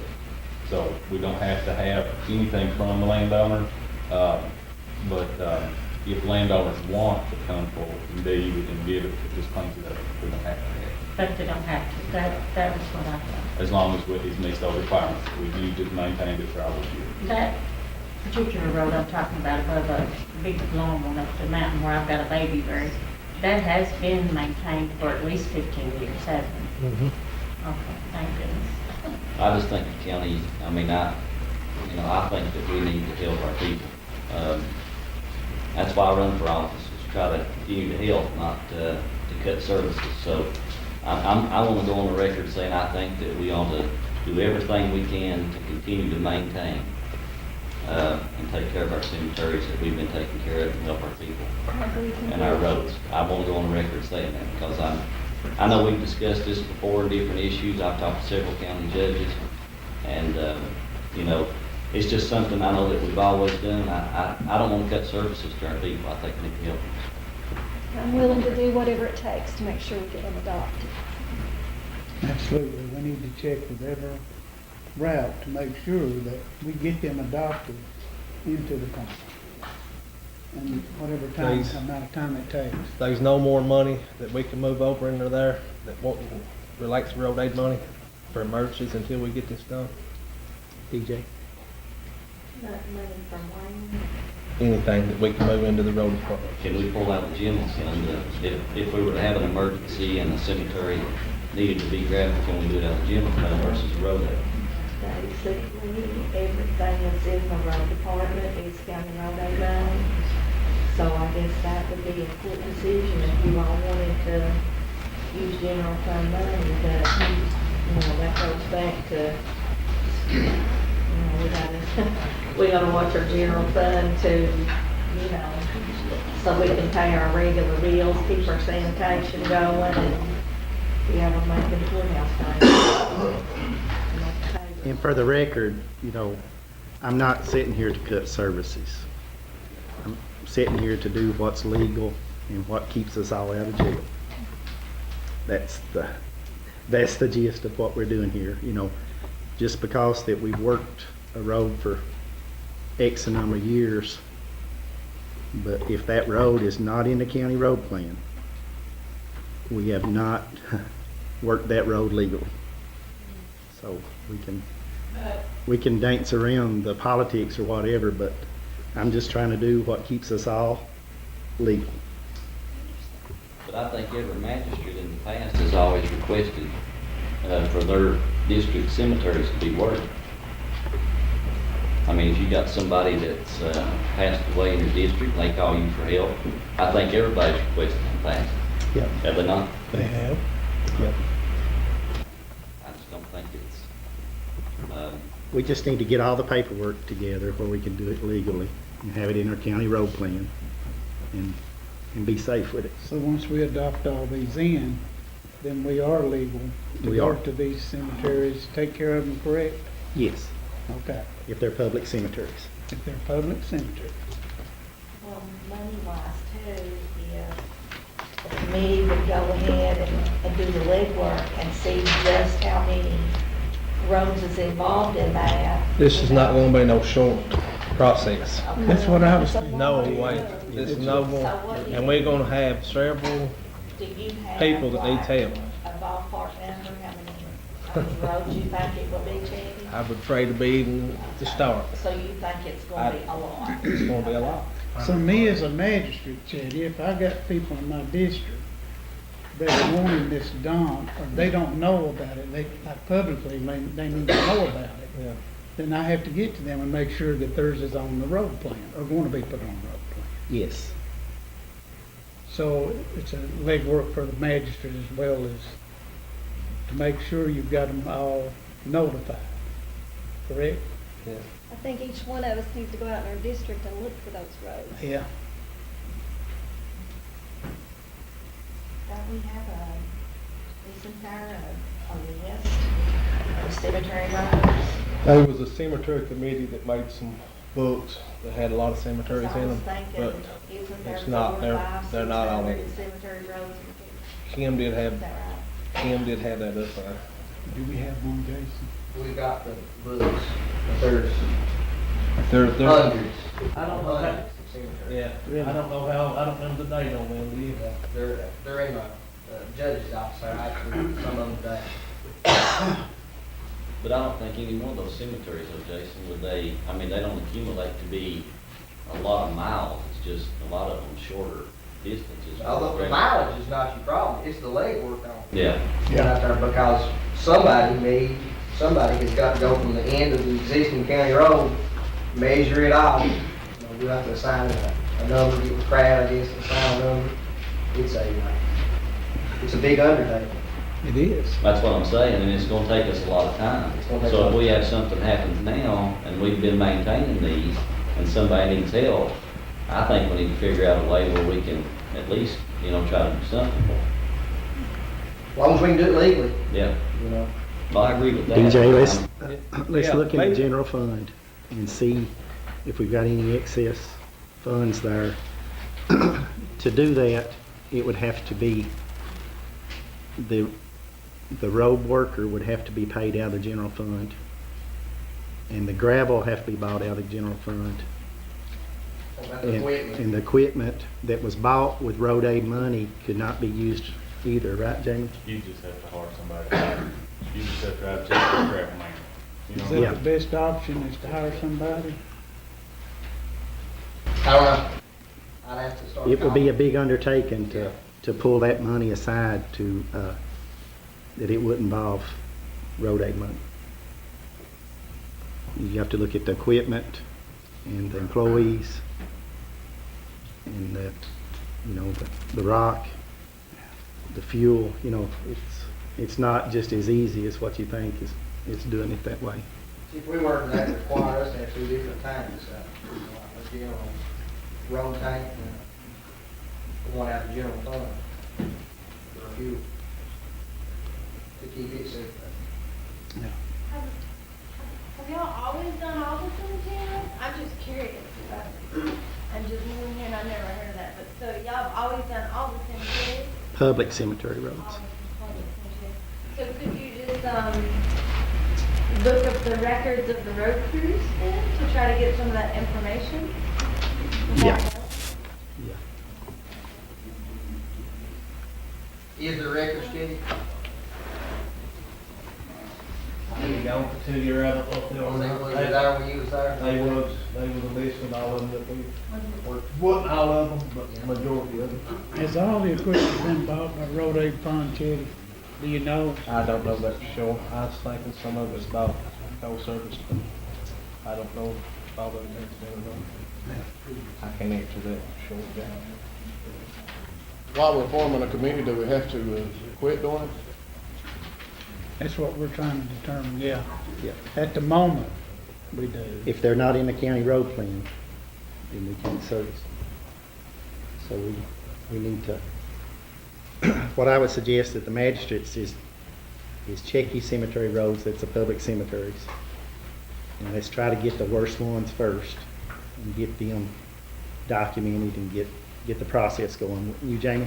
Yes, absolutely. And then, you know, once we get that in order, we can have a special call meeting and get that paperwork started and, you know, try to get the worst ones first. Move forward. Can y'all have a road list, county road list? Now somebody might ask, do we have a county cemetery list or not? There is a book of cemeteries. Okay. That's probably what I need. If you're going out into your district, You won't find the four fields in there. No, it won't be. It's not been updated. I don't know the details. just drive around and find them again. And it's gotta be public cemeteries. They will. Right, right. Cannot be private cemeteries. Right. Probably 8 or 10 of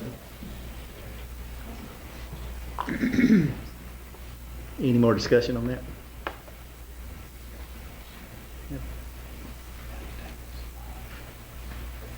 So we're supposed to be on that other road to where we wasn't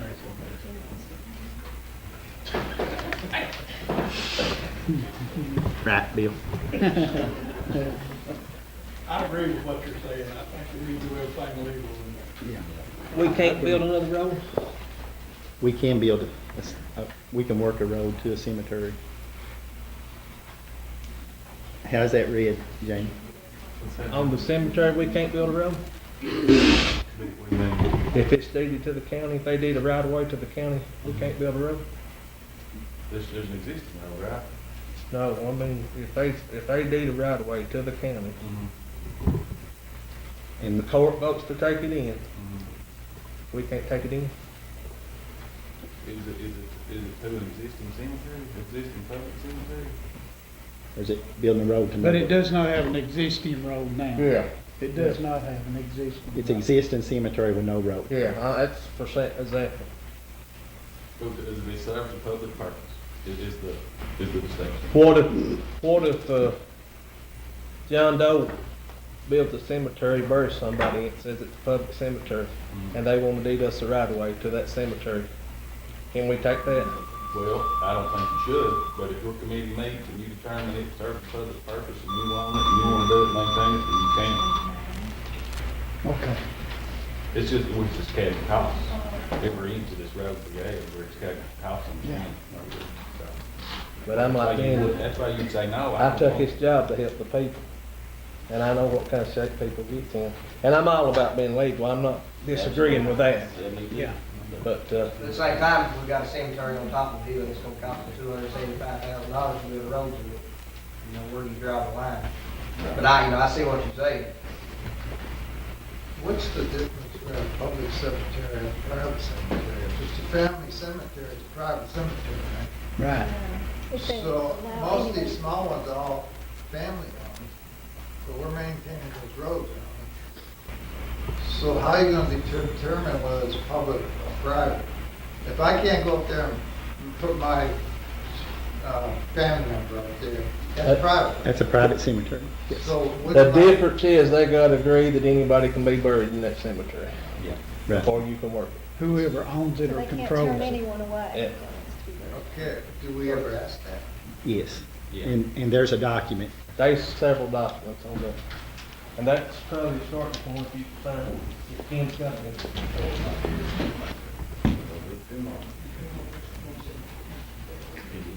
This will take us a while. How did they get away with not having it legal all this many years?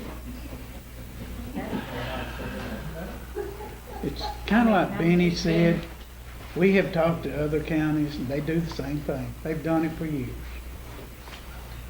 It's a It's a courtesy. courtesy kind of thing that we've all done.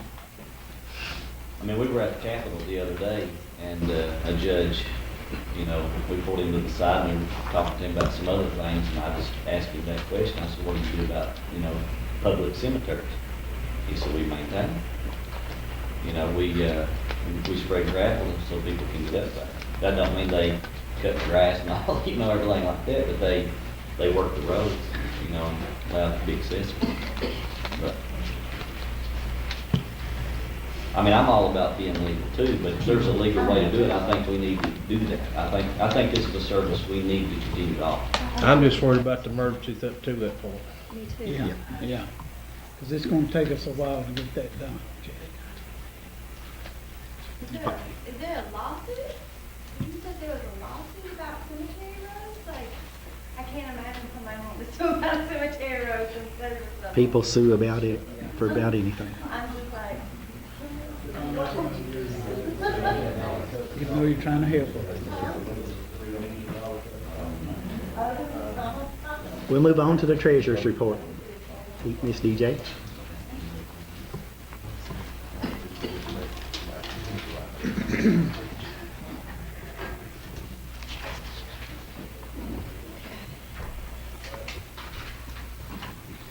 Here's the treasurer's report for the month of January.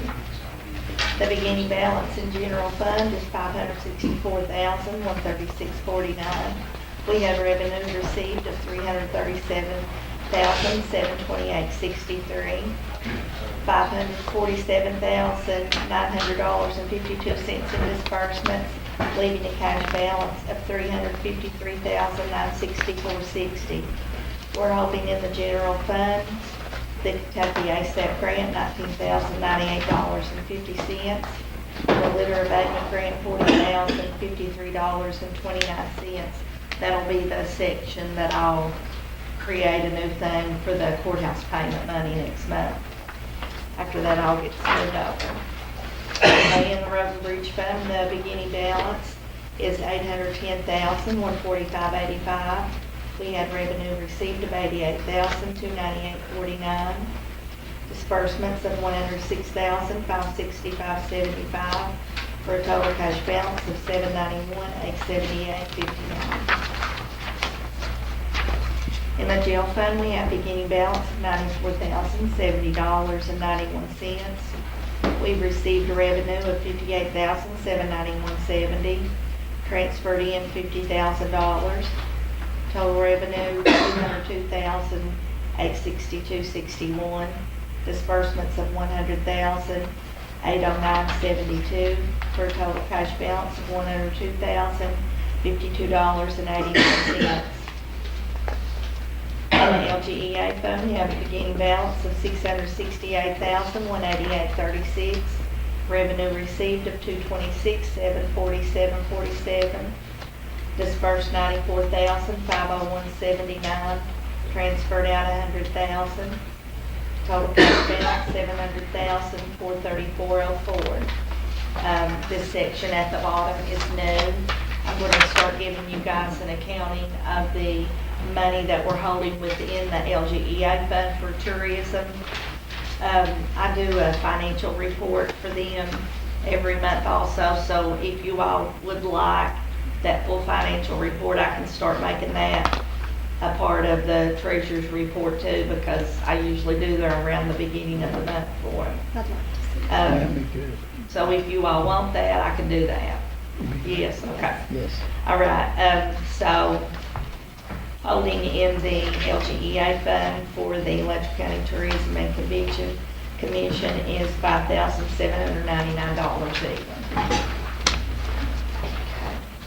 In Senior Citizens Fund, we have $227.96. We received 9 cents revenue and no disbursements for a total of $228.05. The Forestry Fund had a beginning balance of $20,111.99. We have received no revenue and had no disbursements, so that is also the ending cash balance.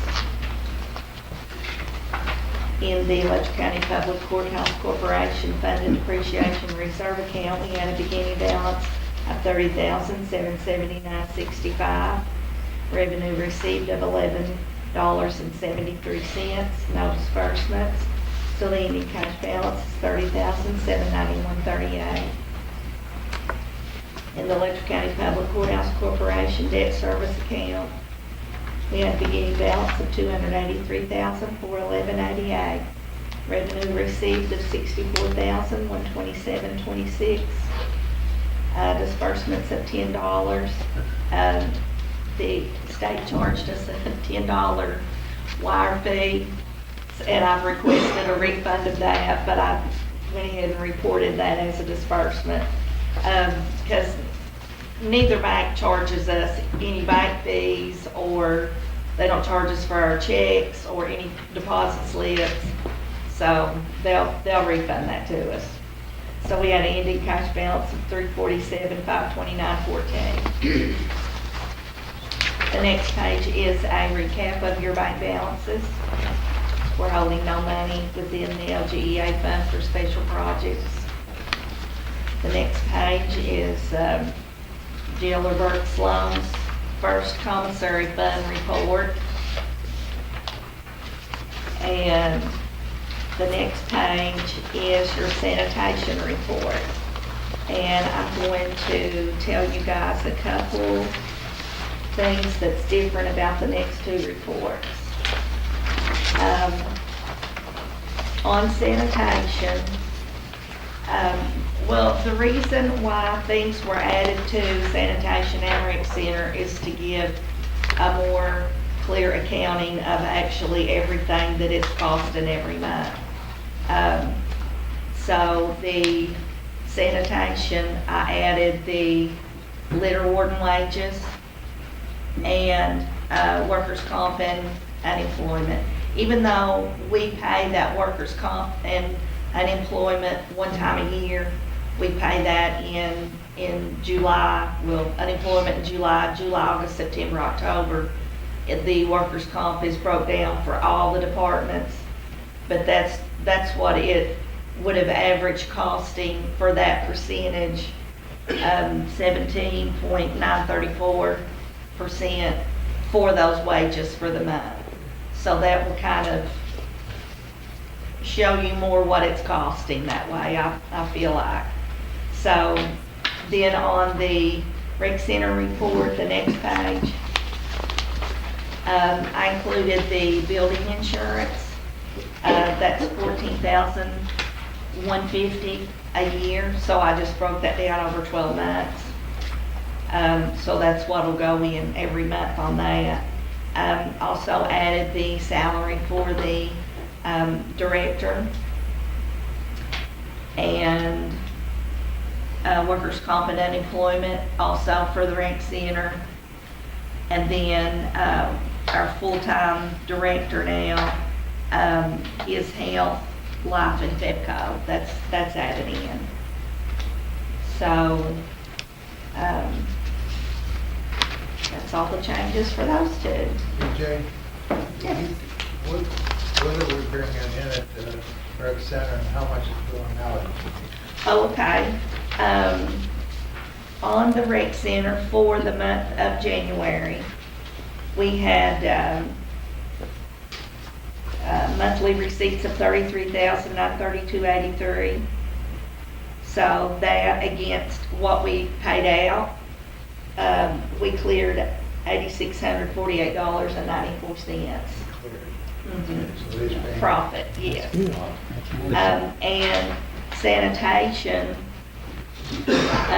even including the workers' comp and the litter warden wages, which were new this time, it's a negative $29.91.74, but that's still really good.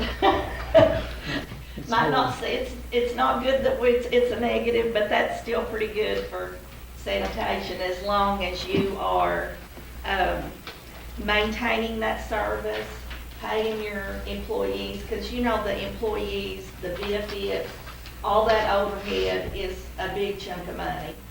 And then, maintenance on your vehicles and those big packer trucks and all that. So that's really not bad at all. And also on the recreation center, that does not include the payment. That's the only thing it doesn't include. That, this is operational cost only. The payment is not reflected there. How much is that? Probably around 46,000. 46,000, yes. So, But originally a $7.2 million loan,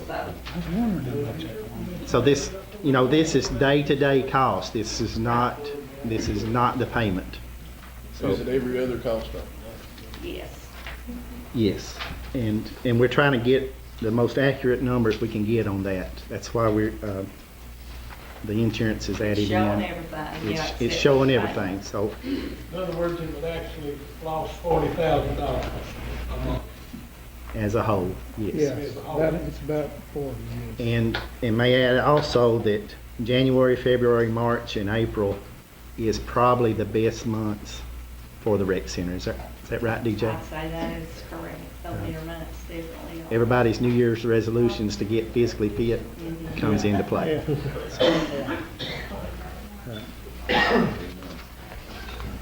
We have a motion on the treasurer's report. I'll make the motion. I second. I'll roll on it. Benny McCall? Yes. Sherry Sexton? Yes. Jack Banks? Yes. Maverick Cook? Teddy Smith? Yes. And Judge Adams? Yes. The transfers. Okay, we have 14 transfers. Transfer out of 01-90-200-999, reserved for transfers $25,000 to 01-5001-103, deputy county judge. Transfer out of 01-90-200-999, reserved for transfers $1,000 to 01-5001-441, office equipment. Transfer out of 01-90-200-999, reserved for transfers $2,325 to 01-5015-445, sheriff's supplies. Transfer out of 01-90-200-999, reserved for transfers $2,743.51 to 01-5025-531, sheriff's bond. Transfer out of 01-90-200-999, reserved for transfers $1,000 to 01-5025-599, miscellaneous.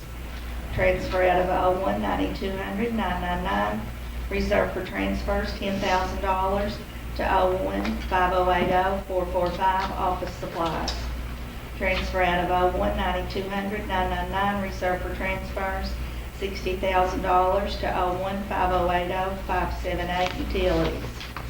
Transfer out of 01-9200-999, reserved for transfers, $452.20 to 01-9100-531, bonds for elected officials. Transfer out of 02-9200-999, reserved for transfers, $200,000 to 02-6105-431, materials and supplies. Transfer out of 03-9200-999, reserved for transfers, $5,000 to 03-5101-559, pharmaceuticals. Transfer out of 04-9200-999, reserved for transfers, $500 to 04-5205-403, dog warden expenses. Transfer out of 04-9200-999, reserved for transfers, $2,000 to 04-5405-467, recreation expenses. Transfer out of 04-9200-999, reserved for transfers, $30,000 to 04-5405-4671, recreation center expenses. And transfer $50,000 from LGEA fund to jail fund. Have a motion on transfers. I make a motion, accept the transfers. Second. Call the roll, Barney. Chitty Smith, Yes. Benny McCall, Jack Banks, Yes. Sherry Sexton, Maverick Cook, Yes. Judge Adams. Yes. Okay, I got one thing before you guys approve roads. Road Department, page 9 of your bills, check number 16435. The payee needs to be Tri-State Electronics. The payee's wrong. So we just need to change that one payee and include that in your motion for approval. Please. Hear a motion on the bills with a correction. I make the motion. Do I have a second? I second. Maverick Cook, Yes. Chitty Smith, Yes. Benny McCall, Yes. Jack Banks, Yes. Sherry Sexton, Yes. Judge Adams. Yes.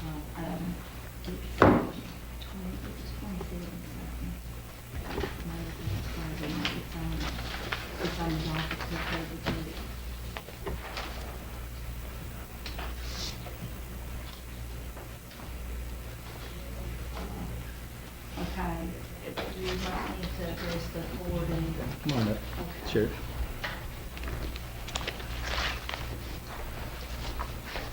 Sure, we took care of that.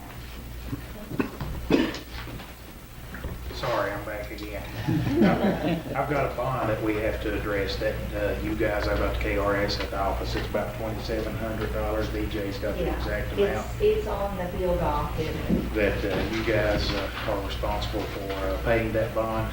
That allows me to collect taxes and stuff, and we've actually been kind of doing that without that bond, so we need to go ahead and get that check bill paid. That way we can be legal by KRS. Do we have a motion on the sheriff's bond? I make the motion. I second. Sherry Sexton, Yes. Maverick Cook, Yes. Chitty Smith, Yes. Benny McCall, Jack Banks, Yes. Judge Adams. Yes. So that's already figured in. So they just have to approve your bond. It's just like the county judge's And then the bond. county just has to pay for it. Okay, okay. I think you've already done the check. Yeah, yeah, the check's on the docket for them to approve that, yeah. What should we do on this? That's good. Donnie and Bernie's thing. You want me to just give everybody a copy? Yeah, that's what I do. We'll discuss it in the next meeting. Yeah. Talk about it. Yeah. The okay. bond, she's already done all the paperwork and everything. And she's already given us a copy of it. Just they have to Yeah. pay. And you pick that original, right? Yeah, You Sean's have got it, that because for we have it, audit. they're all. Okay. We'll go into old business. The first thing in old business is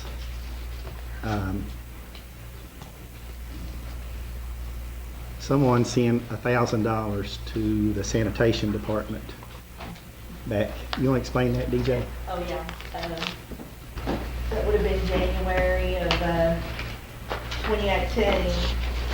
Got a envelope in the mail. Like, do you have a copy of it there, Terry? I've got, Okay. explain that to him, DJ. Okay. I don't know, do you want to?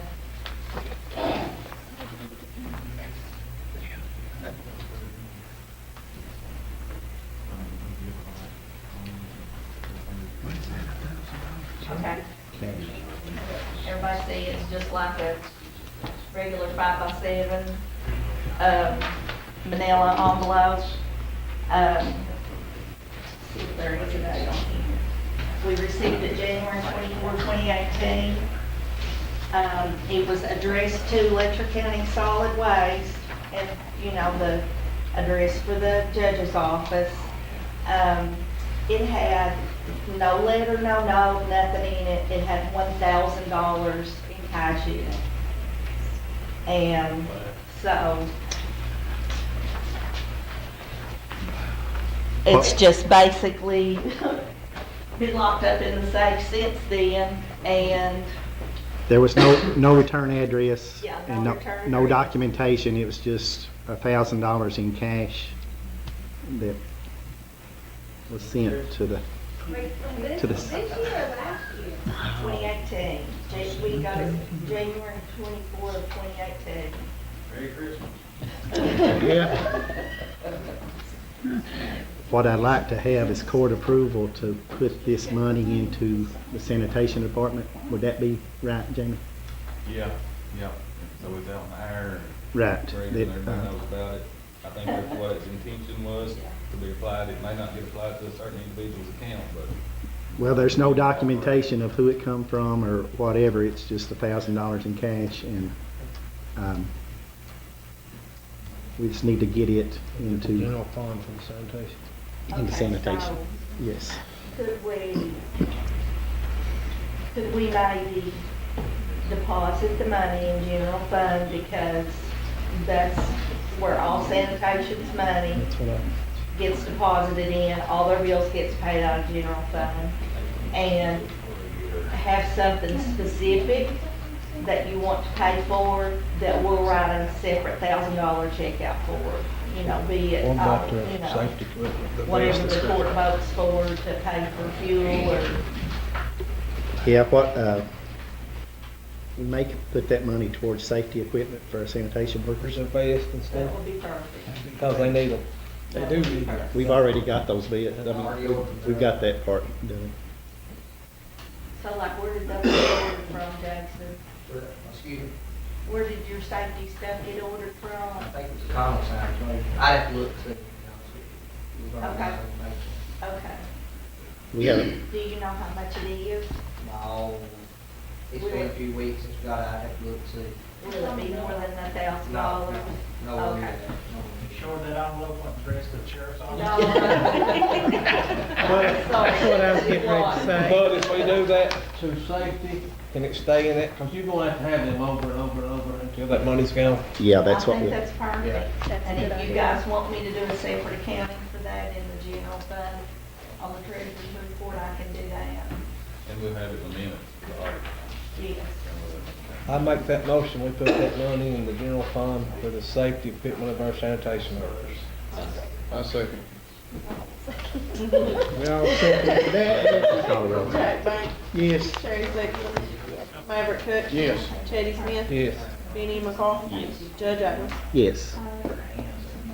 We have any other old business? Anybody want to discuss anything? Judge, I want to say I appreciate Jason and them, for coming out when we call and stuff. I know he came out the other day and the road department and everything they're doing right now with all these slides and stuff. I know it's been a mess. And we just ask everybody's patience while we work on it. I appreciate you all. We stood in a thunderstorm the other day, came up there with me, so I appreciate you coming up and sort of. We've had a lot of road slides in the county, and we've got the potential for several more. And if everyone just be patient with us getting those fixed, we're working weekends and all. And I want to back being up on that. I've had one that took 2 county roads out at the same time. They've been down there, they've had their hands full, and I appreciate Jason and the road workers. Yeah. And the judge, because he's been up there with them. Yeah, that particular slide, we're already in over 200 man hours on that majority. And it's not completed. I mean, It's not done. 2 county roads. 2 at the same Two time. county roads at the same time. Just in District 4, Jeff. Two gas lines involved. it right. We do, don't we? Listen, I appreciate you. And he don't know about the other one I'm getting ready to tell him about. But there's several of them out there, and we're working as fast and efficient as we can to get them took care of. And our everyday labor, I mean, they've been tied up with emergencies, and we've got potholes and ditch lines and Road. covers. But hopefully, they'll get lined up where they can get to them. Just We've not, We're new, we're getting started, just be patient with us. Unfortunately, we're not doing any preventive maintenance yet. On account of emergencies. Everything we're doing is emergency for pilots right now. We're chasing our tail. If we'll ever dry up where we can get out and doing some preventive maintenance, that will help our roads. The ditch lines are full everywhere. It's not just the states is the same way.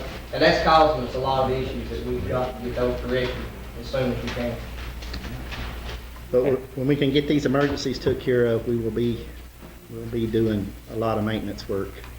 Everybody traveling on 7, beware that the bridge at the mouth of Talent Branch, there's a big piece of concrete sticking up real sharp on that bridge. I know it's a state road, but you don't want to bust a tire, you don't want to have That's some at the kind of mouth of bad Talent accident. Huh? Mouth of Talent Branch. Mouth of Talent Branch, that bridge.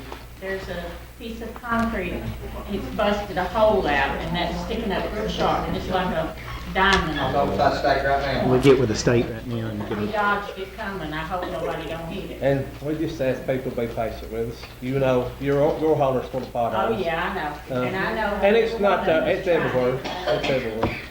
It takes a while to get it done. We'll try to be as patient, and we'll help as much as we can. We appreciate that. Yeah. And we appreciate y'all coming out this evening too. Absolutely. We have a motion to adjourn. I think you've got it. Oh, She wants to say yeah. something. I'm not from Letcher County, born and raised, but I've lived here a long time and raised my family. I love this county. Have you really looked at the garbage beside our roads? We I have. bought a piece of property in Tennessee. They don't have garbage pickup. There is no garbage. But you can drive past my house and they throw garbage out in my yard. We need to do something. 100 feet from my house is the office powered garbage was, and I live right on the highway. We We have, will never get anyone to come to Letcher County because who wants to live in Bill? We need to make a plan and start teaching it in the schools that children should not throw their garbage out the window of the car. Everybody's supposed to pay for garbage to be picked up. Drive up Sandlick, across Holly, and down Collie. It's awful. It really is. It's awful. It's a disgrace for Letcher County. we have got our leader warden out, and he is enforcing those laws and working at that. And we will clean up Letcher County. We actually. Oh, have to. gas. There's a trailer that sits up on top of the mountain, and all his milk jugs, it looks like he's growing milk jugs in the trees. We have our students working on a project to do some infomercials about not littering so that we can show them on the government channel. But So when we feel like one if of we us start don't- with the kids, they might put pressure on the adults to not do that because it's not really our kids that are throwing it. No, it's not. It's the adults that have not taught the children any better. I think if you'll notice, when the dumpsters were picked up, the county started to litter up again. I mean, you can ask anyone, when those dumpsters were picked up, the county started getting littered again. I know I don't know why they picked them up, but it's a thing that should be redone, in my my quote. Everybody must pay a vote. Because I noticed cars that would come by when we had one at the fire department, they may be Tennessee tags, Virginia plates, or Kentucky, or whatever. They'd stop to throw their garbage over in that dumpster. Now that it's not there, it costs a big. And if you, I think if everyone would just go back and look, when the dumpster's picked up, county dirty. Terry, I also think where most of that is state road there, that people that just don't have no respect for this area, this county especially. This is Sunshine County, and I love it. Just like my wife said down in Tennessee, you don't see that. People take their trash and recycle to a dump station, which is like 2.5 miles from our house. We split our garbage up, paper here, metal here, you know, recycle here. But where you're dealing with the state as well, on these state right-of-ways, it's just getting piled up, not just trash, but debris as well. So you're creating a double problem right there. You know, I don't expect our children to get out and do road pickups every month and taking a chance of getting hurt. It's not those children's responsibility. It's not just children. I worked there, Turkey Creek Road, picking up trash one year. Picking it up now. I was picking up alongside the road. This was an adult woman, lived on our holler, and just laughed at me as she went by and threw out trash. And also, I found needles It's not just along my fence off the right of way in our yard. We've got a serious issue with trash, and really, we're the only ones to be held accountable. Our trash don't come in from anywhere else. It comes from the people in Letcher County, and I think we need to do better and be more proud of our county. And If you pay a garbage bill, why in this world would you throw it out your window? Because it's too easy to throw it out it's too easy to throw it out individually, then bag it up and set it on the side road to pick up that day. Yep. A lot of people don't pay garbage bills. we're looking at those too. I think everybody in this county should do their part in paying their garbage bill and keeping our county clean Right. and How to do work. we If they would, we'd have equipment work. attract companies and other people here if it looks so bad? So we've got to do better about cleaning it up. If they come in and see it like you're saying, and They think, well, they don't respect us. Right. pride in the school systems. Yep. Whatever happened that's where they need to start, in the school system. And that's probably something that our new sanitation farmer and needs to go back to our schools and start. We've already discussed that as a possibility of, I think educating the kids is paramount in getting our We're county talking cleaned up. tourism, constant tourism. You're not gonna get it if you got a field account, Right. whether it be on the state side or the county side. It's all us. Yep. But any input on that in the future, you all are welcomed in the judges. take something home, teach the parents with. Yep. Yes. Judge, you helped us one year when there was money by the mile. There still is. The judge had on a big pair of rubber boots, and we went to the top of Rock House Mountain, and he was in every ditch, just like the rest of us were, and down to the mouth of Goose Creek, and we picked it up.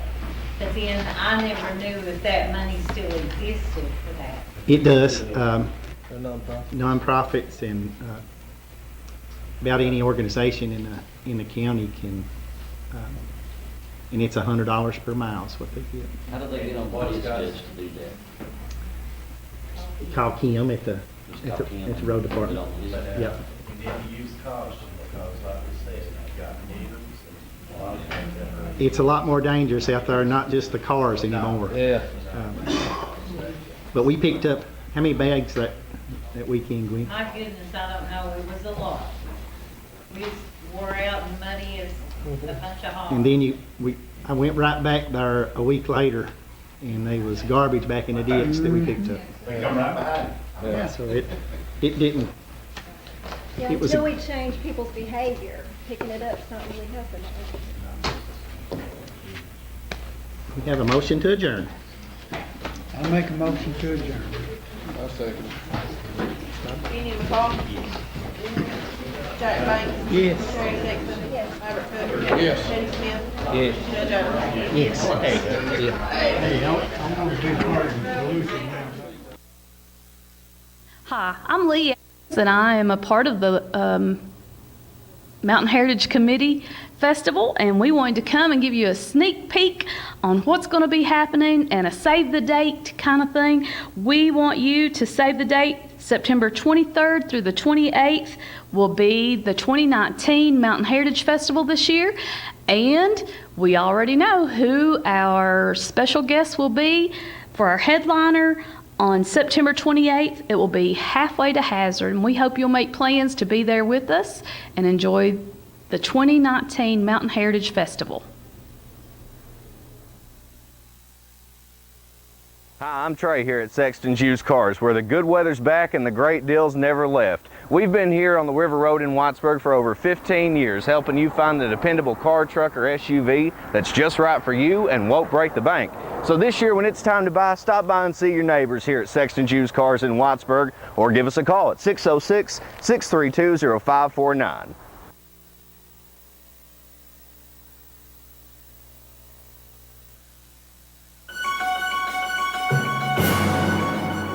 Hey guys, Chris Cotton with the City of Whitesburg Recycling Center with a reminder of what you can and cannot put in a blue bag, okay? Newspapers, you can put newspapers in. You can put all types of paper, white paper, notebook paper, junk mail, just whatever you have laying around the house, magazines, books, anything of that nature we will take and we will recycle those. We also take milk jugs, water jugs, orange juice, just big gallon jugs, Clorox bottles. As long as it's got a number 2 on the bottom in the triangle, we will take that also. We also take number 1 plastics, which is pop and, or as the Northerners say, soda and water bottles and different things of that nature. That is all number 1 recyclable product. We also take cereal boxes, cake boxes, anything cardboard, big boxes of course, but these are all recyclable also. And we take cans, aluminum cans of all sorts, and we also take tin cans of all sorts too, food and all that stuff comes in that. And we also take, of course, like I said earlier, any kind of cardboard box. The things that we don't want to see in the bags are dirty diapers, food products, any kind of leftovers, dirty plates, needles. We've had a couple of incidences with needles down there. You really need to be careful and not put those in any kind of trash bags. The proper way to dispose of a needle, if you don't have a sharps container, is put it in a bottle, okay, a plastic bottle, put it in there and put the lid on it. And then put that in the trash. That way nobody is going through and accidentally sticks themselves. And we've had that happen a couple times at the recycling center. It's not very fun. So we also take appliances, any kind of metal that you have laying around your house. You can call the recycling center at 632-2267 and we will set up an appointment to come and get that for you. If you have any questions, you can call the recycling center or City Hall at 633-3700. Thanks and have a nice day.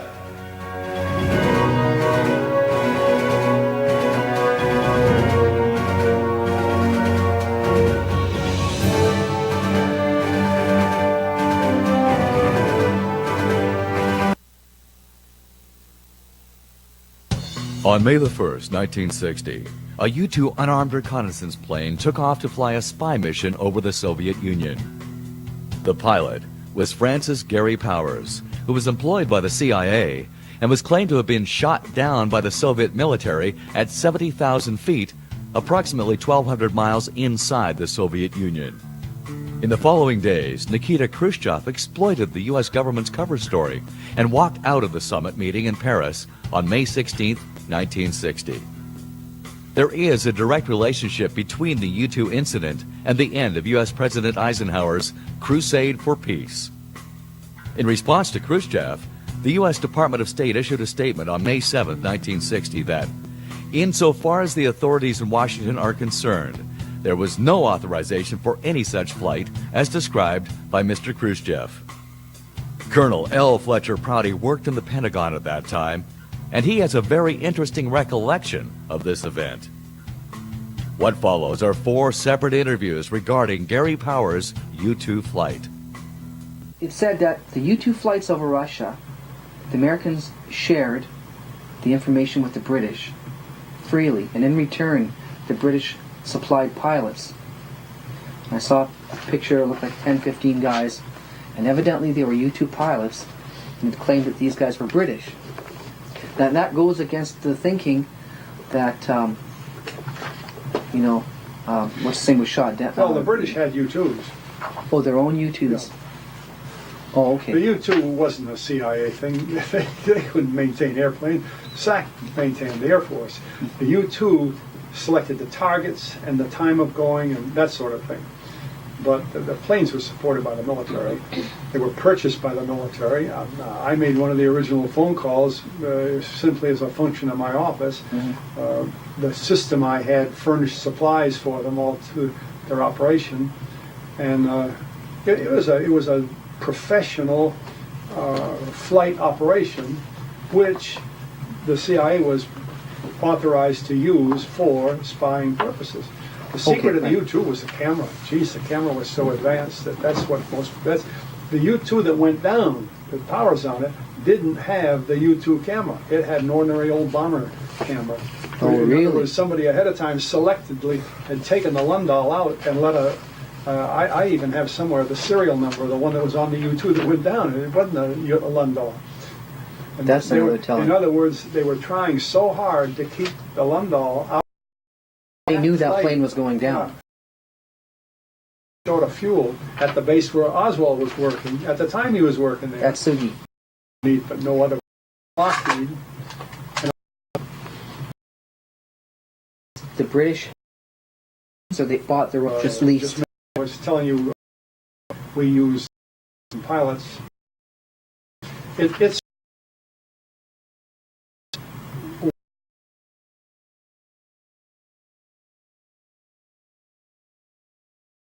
didn't have any pocket.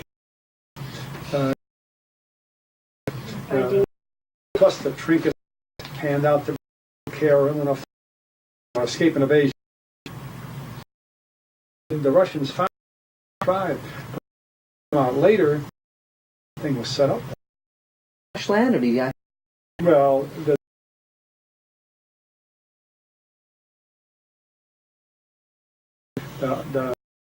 and because it made it affect all the pilots, the wreckage, some junk they had, and another is shown the canopy over the ground unbroken, break.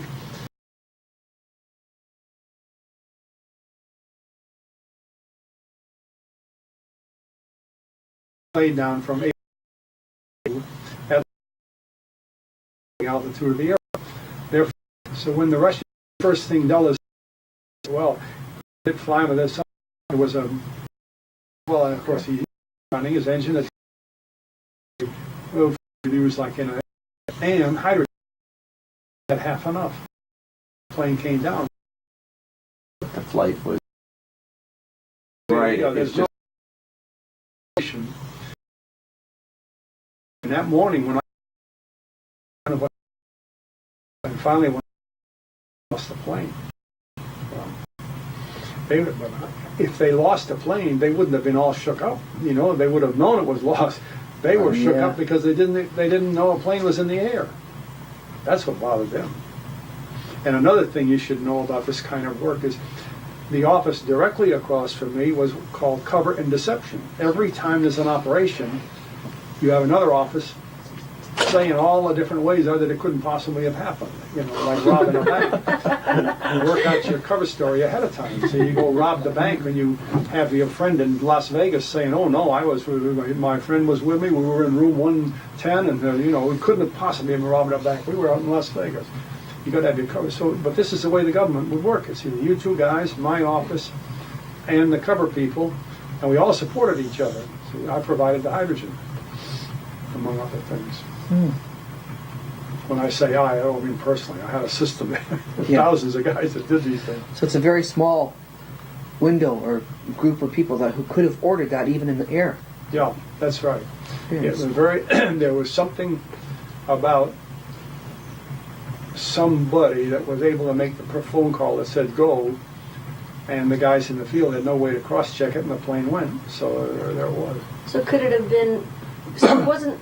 Correct me if I'm wrong, but wasn't this the event that stopped the summit meeting, right? The summit Between conference, yeah. Oh, it very definitely was timed to the summit conference, because had that, at that time, if you read, just look at the newspapers before May 1st of 60, you'll see that this coming summit conference was drawing columns by reputable writers that there was going to be a detente between the old war buddies, Khrushchev and Eisenhower, who during World War II were allies, and that they were sort of had the same desire for peace in the world and so on, and that this was going to be their last big deal. And So it sounds to me like it's more of this high cabal kind of thing, not wanting there to be peace.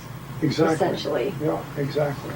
And the timing is the clue, Right. because it's just like in Kennedy's assassination, the release of his plans for Vietnam, take all Americans out, cost him his life. That and the fact that he was definitely going to be reelected, so they would have no chance to recapitulate the things that he was ordering. So that's another thing that writers ought to be smart enough to do, is there is a very fine book, the Foreign Relations of the U.S. Volume 4, Vietnam, for the period August of 63 to December 63. It centers right in on those few months.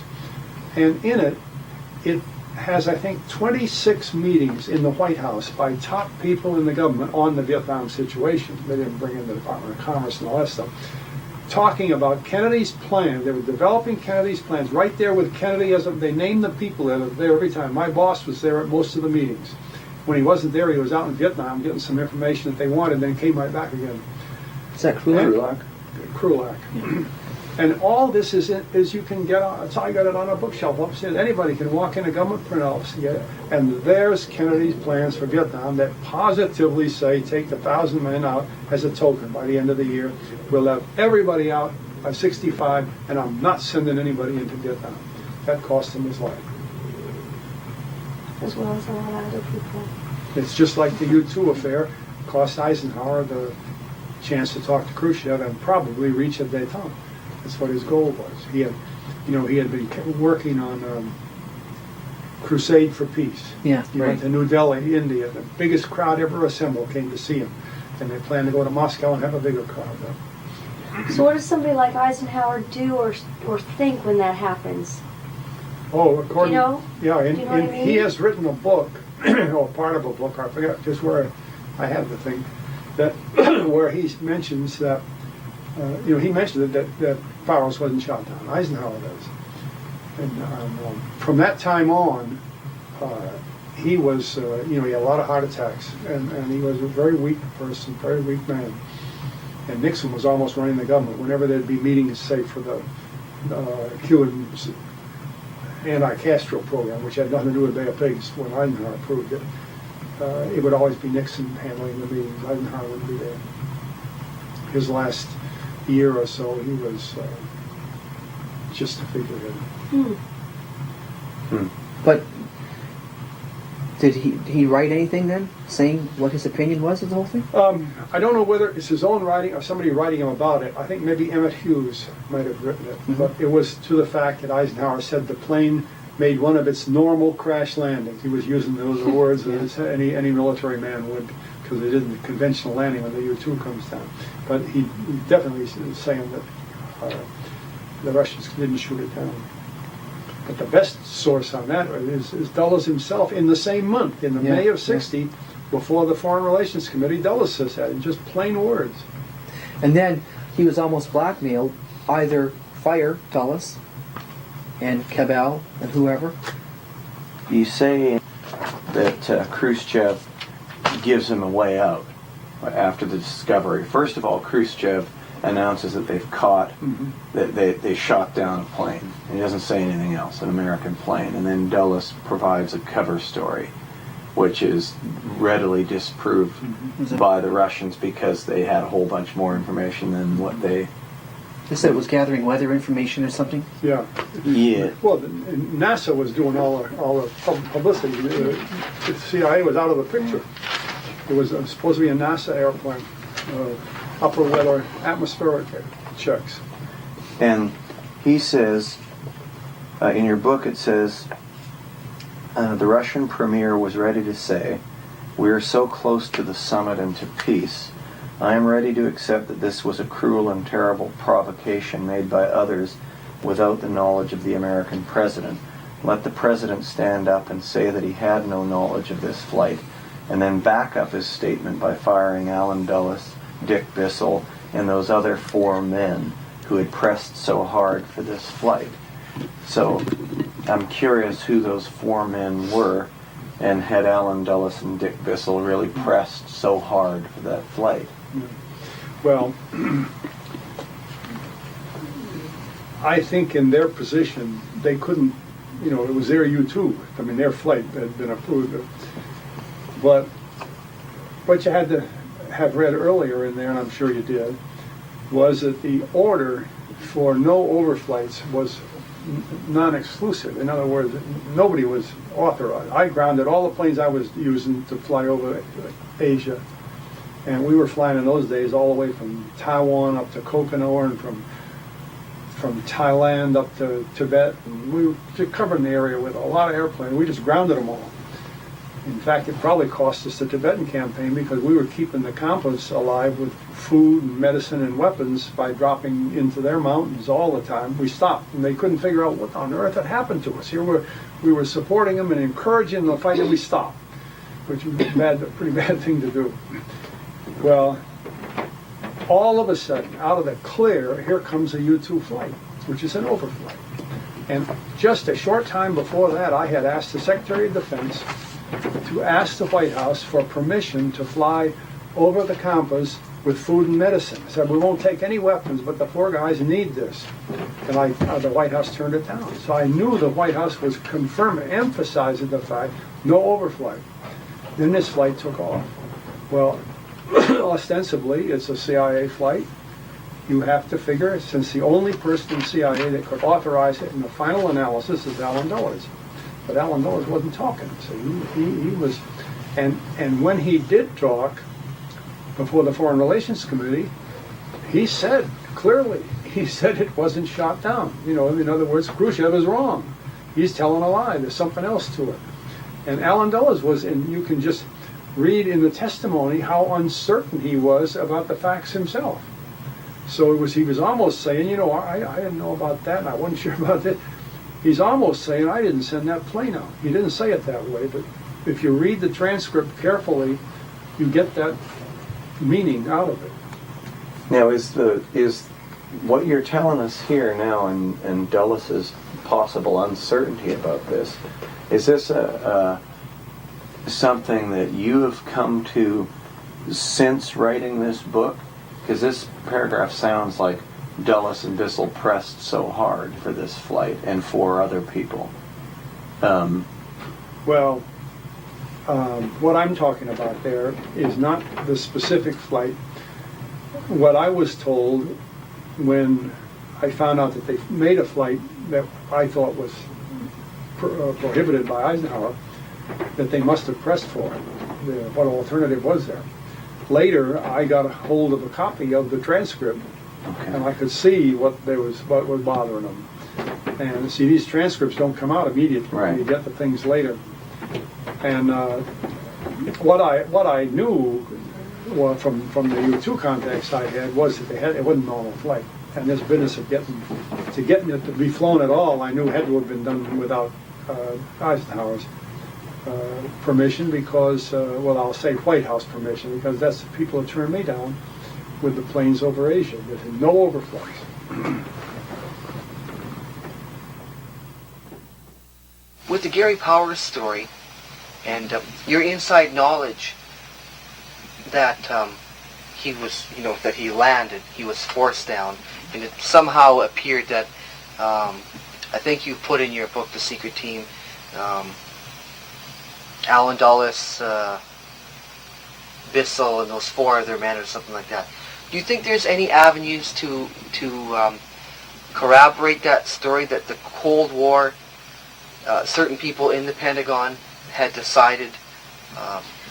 Yeah, I And the showed reason- you a paper yesterday, if you happen to remember, that had the name Eric Varney on it, and I told you that Varney was a guy I respected for many, many years, but he retired, and he lives out in New Mexico now.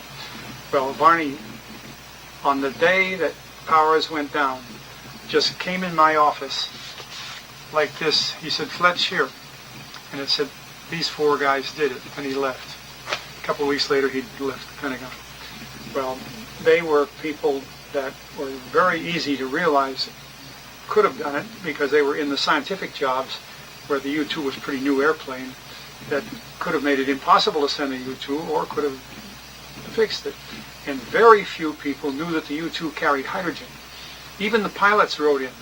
After I had written in the gallery, I think, that Powers had run out of hydrogen, pilots wrote to the company and said, "We don't have hydrogen in the airplane." Well, later on, the same pilots wrote and said, "We found out we do." See, it was that kind. They didn't know they had the Lundall camera. They just were up there to fly the plane. And when the plane was found on the ground, it didn't have a Lundall camera. Who took it out first, see? Or who put Powers' money in between the parachute seat? If he bailed out, it would have been spread all over the place. They knew he wasn't going to bail out. Well, things like that, you just can't ignore. And his driver's license, or what else? Well, they were all that stuff. Yeah. Driver's license, his PX card, rings that he was supposed to give women to help him escape, and all that sort of stuff. There's pictures of. I take the picture of it right down there and show it to you, of the stuff that was, personal belongings. And what they do, see, when a pilot goes on a flight, they bring him in the room, strip. Doctor looks at it, it's superficial. And then he put the suit on, put a jumpsuit on with one zipper, no pockets, no nothing. The zipper and the cloth can't be identified as being American-made or Chinese-made. He jumps in this thing. They put him in the plane, and at the end, in a Jeep, and at the end of the runway, there's 3 U-2s, and he's one of 3 pilots going out there. First guy gets in his plane and says, "You're not going." Next guy gets in his and he says, "You're going." No guy over here gets in, "You're not going." The guy's going. That means he can't sneak anything in the plane ahead of time, or pay off the crew chief to slip a bottle of gin in there or something like that. He doesn't know which plane he's going to if he's going. It's a beautiful system, see. Well, when you know all those things, it's easy to extrapolate that the guy came down because they planned to have him come down because he didn't have enough hydrogen. His parachute pack was fixed ahead of time. His suit, the pockets didn't make any difference because they wouldn't let him have the stuff anywhere. On any flight, he wouldn't have anything in his pockets. But on any flight, they wouldn't put the stuff in a parachute because if he used the parachute, it would all fly away and then he wouldn't have it. So it all explains itself if you know enough about it. Well, this guy Varney was the first man I knew who was able to say this is the way it went, and he was brought down. And that's true. They wanted to cancel out. See, at that time, Eisenhower and Khrushchev had become, if not friends, understanding of each other. Yeah. People say, "Well, how could that happen? They never met each other." It didn't matter. Eisenhower's longtime, highly regarded, best friend, chief executive officer, was Walter Beadle Smith. He had been ambassador to Moscow, and he had had contact with Khrushchev, who liked the old boy, and they got together. So the path had been all wired, and what they were going to do is just have a tremendous meeting in Moscow when Khrushchev invited him over to, I think he was supposed to be there in August of 60 or something like that, because see, that would help the re-election, it would help for Nixon to be elected. It was all planned. Well, that broke down. They didn't have the Moscow meeting. Remember that wonderful picture that was in some movie of where Eisenhower flies to Moscow in Air Force One, and when he gets out the plane, there's nobody there to meet him. Did you ever see that in that movie? There's nobody to meet him. In Moscow, here comes Eisenhower. And they balanced that by the fact that when he went to New Delhi, India, there were more than 1 million people to meet him. See, if you know all that story, the whole thing becomes pretty easy. Well, the reason I asked was that in some of these foreign relation books, you know the full story, and you can say, look, if this is missing, and you see that, that's entirely true. And I just wanted to know if there was anything else that we could look into as far as those kind of foreign relation books and things like that that spell out. You mean, sure. I think I told you that. This, see, it says U2 up there? Yeah. That's the meeting held by the Foreign Relations Committee in May of 1960, and it has the, you know, it has Alan Dulles talking to him, saying, you want to see it? Well, Senate Foreign Relations Committee Historical Series, Volume 12. Yeah. Let me just show you something here. Where the hell am I talking about? 337. Not it. Yeah, you had also said that you had heard from some people at the Skunk Works where they analyzed the photos and they said, that's not U2 wreckage, that's just a pile of junk.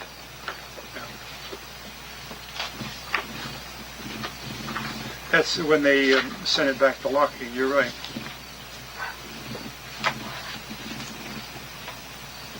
See?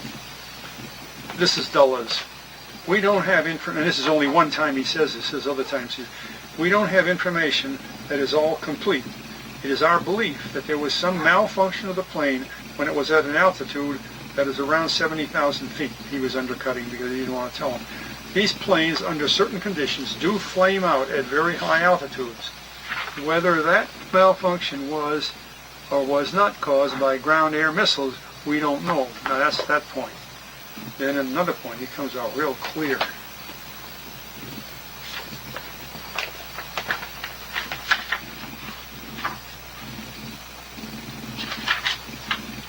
Well, I think that the first-hand knowledge you have, if someone else told you that, listen, something fishy went on here. Well, I knew because my men would provide the hydrogen. Eisenhower, in his last year, had been quite ill from the time he had heart trouble and stroke and all that kind of stuff. But he had a goal. He wanted to go out after 8 years of president and after being the commander of the European forces and a lifetime spent in that stuff. He wanted to go what he called Crusade for Peace, and he was just going everywhere. And I think in New Delhi, over 1 million people stood out there in New Delhi to greet him. I mean, he's immensely popular. So, and he and Khrushchev had met several times, like personally, at Camp David. That's why it's Camp David. And Eisenhower and Khrushchev, I believe, had begun to see eye to eye, two old boys from World War II, that they'd like to see all this mess cleared up. But anyway, so they're going to have a summit conference on May 10th in Paris with Eisenhower and Macmillan and de Gaulle and Khrushchev. It was so important that they began to plan for everything that might happen before it would take place that would create bad headlines. So one thing that was said was no overflights, no overflights. Well, the U-2s were overflying in the regular reconnaissance business. It wasn't a big deal at that time. In 60, it was just a flight one time, and then a couple of weeks, so another flight, and so on. In fact, they had never flown across the Soviet Union up to that time. I was flying loads of aircraft into Tibet and into Western China on those programs that had to do with China's encroachment on Tibet and the destruction of the Tibetan government. We got the Dalai Lama out. And by the way, a year ago, I met the Dalai Lama, and he told me I was the first person he'd ever met from the teams that got him out. We shook hands and stood there. He ignored the other people who were around. He was just great. We had a wonderful time. But we were working on that full time. That was going full steam. And I got this order to stop the overflights. And I can't do that. I'm bringing food and medicine and ammunition to people fighting for their lives. We can't do that. So I went to see Mr. Gates, the Secretary of Defense, and said, look, you better talk to the National Security Council, see if they won't give us the right to fly just our transport plane, no combat plane, but our transport planes over Tibet to feed these people. And the order came back, no overflights. Well, by that time it was about April, and I had to ground the plane. Then this one morning, we hear this doggone U-2 had gone over the Soviet Union. Well, I knew there's no way it could go, because it would no approval. All overflights were down. Eisenhower certainly didn't approve that. Nobody did. And then we didn't have enough information. Well, they had this rather poorly contrived cover story saying that NASA had pilots flying U-2s at high level testing upper air currents and all that stuff, and probably the guy's oxygen equipment went bad and he couldn't navigate the plane and he landed in Russia. And Eisenhower believed that, because that was the story that was published around the world. It was a story that had been written in case they needed it, you know, if they need a cover story. And finally, on the 7th of May, I think, from the 1st of the plane went down on the 1st, Khrushchev said, I've been interested in these stories going back and forth, because when I said we had shot a plane down on the 1st of May, he said, I forgot to say something. So I forgot to say that we had the pilot alive. He's right here with me. You know, oh my God, the Pentagon just flipped. I mean, the whole building did a backflip. And I mean, that was, my offices were across the hall from the U-2 offices. The guys in the U-2 office were just, because see, they didn't know what happened to it. They were the guys running the program, I mean, for the CIA, like I was doing my programs for the CIA. Just stunned, you know, it couldn't have happened. Well, at that point, Eisenhower about going wild, because then he did hear about it, and then he did find out what had happened. So that was the 7th of May. He had this conference coming up on the 10th, and as I understand, they postponed it a week, I think, back to the 16th or something, and he went, and it was a fizzle, and Khrushchev started lecturing everybody about what you do and don't do, and you know, you can't blame him. And he's saying, we shot your damn plane down like that, you know. Well, meanwhile, up at the Senate are holding hearings. The Fulbright Committee, Foreign Relations Committee, are here holding hearings to find out who the hell sent this thing out, see? And they're talking to all these people about why was the flight sent out. And in the hearings, which are perfectly public, you don't have to wait for this review board to give them to you, Alan Dulles told Fulbright, that airplane was not shot down. It landed and the pilot got out. Did you see the pictures with the canopy, plastic canopy laying on the farm there? Well, even today, if it's in the papers, it says the plane was shot down. Now, isn't that terrible? But you can go to the government printing office and you can get a book that thick. I've got a copy upstairs, government printing office, U-2, and it's in Eisenhower's biographical record. At one point, he told some friends. He said, you know, that airplane landed up there, and the pilot got out, landed. He said, U-2, you know, has only one little wheel under it. It doesn't have a wheel like regular plane. And just landed. The pilot got out, and naturally they captured him. He's standing there in a farm. Well, this is part of the lore of the whole thing. It's like the lore of the Oswald story. What the hell were we trying to hide that was so... Well, what they were hiding was that somebody else sent the plane out, not the CIA and not the military. The CIA was operating them anyway. But the plane had been in a previous accident in Japan. It had been brought back from Japan to the Lockheed factory and rebuilt. And there, the biggest secret of the U-2 was its special camera called the Lundahl camera. But anyway, they took the Lundahl camera out and put a regular camera in it. Now, how could it happen by chance that a plane that had an accident, had a different camera in it, is the plane that Gary Powers was flying? Because, of course, he thought he was flying one with the Lundahl camera. No sense of going with his other ordinary old bomber camera, you see. Another thing, in his seat pack... The reason was because they knew that the plane was going to go maybe down. They knew it was going down. They didn't want to waste these expensive cameras, so they would replace it. Whoever sent the plane knew it was going to go down, see? And they didn't want to get rid of the camera because that would give the secret of the Lundahl away. The Lundahl was more important than anything else, so they took it out. And then they sent poor old Powers out there and put him, another Oswald, see? Exactly, another Oswald. And the plane goes down. Well, of course, the whole world, Khrushchev bragged that it was shot down, see? Why not? Because he had to brag to his people it was shot down. But Alan Dulles was very, very frank. In his testimony, it says clearly, if a missile had hit the plane, and at that altitude is only a missile because no airplane could get up there, it would have been disintegrated in the thin air up there. It would just disintegrate. If he hit it with a stone, it would have disintegrated, see? It's like an airplane flying hit a bird, the whole wing comes off. Well, he said there wouldn't have been anything left. And here the whole plane is in pictures, or major parts of it. So it was a deal set up. Well, in the middle of all this, I'm sitting in my office doing my work, and an old hand employee of the government, a great guy, very, very competent guy that I had known for probably 20 years of my own career. And he was working for the Secretary of Defense at the time, came into my office the day that we really announced the thing had gone, and really his face was as white as a sheet. And he said, you know, they sent it out. And I said, what do you mean? And he gave me a little piece of scrap paper, like when you get a telephone call, you know, somebody, and there were 4 names on it, people I know. And he put it on my desk, and he said, they did it. And he took off, he got out, he lives in the Rockies, in a little home he built out there, get just as far as he can from Washington as he can. The poor guy, he worked with these fellows, and they were in a position where they could get it sent out. They sent it out. Well, now, that's the equivalent of an assassination, because they destroyed Eisenhower's career there. They created a peak in the Cold War, you know. But the thing that gets me is over and over and over again, I have talked to newspaper reporters, and as I told you, the name of Nick Horrock, a top guy, and I know a lot of them like that. I said, for God's sake, next time you write about the U-2, don't say it was shot down.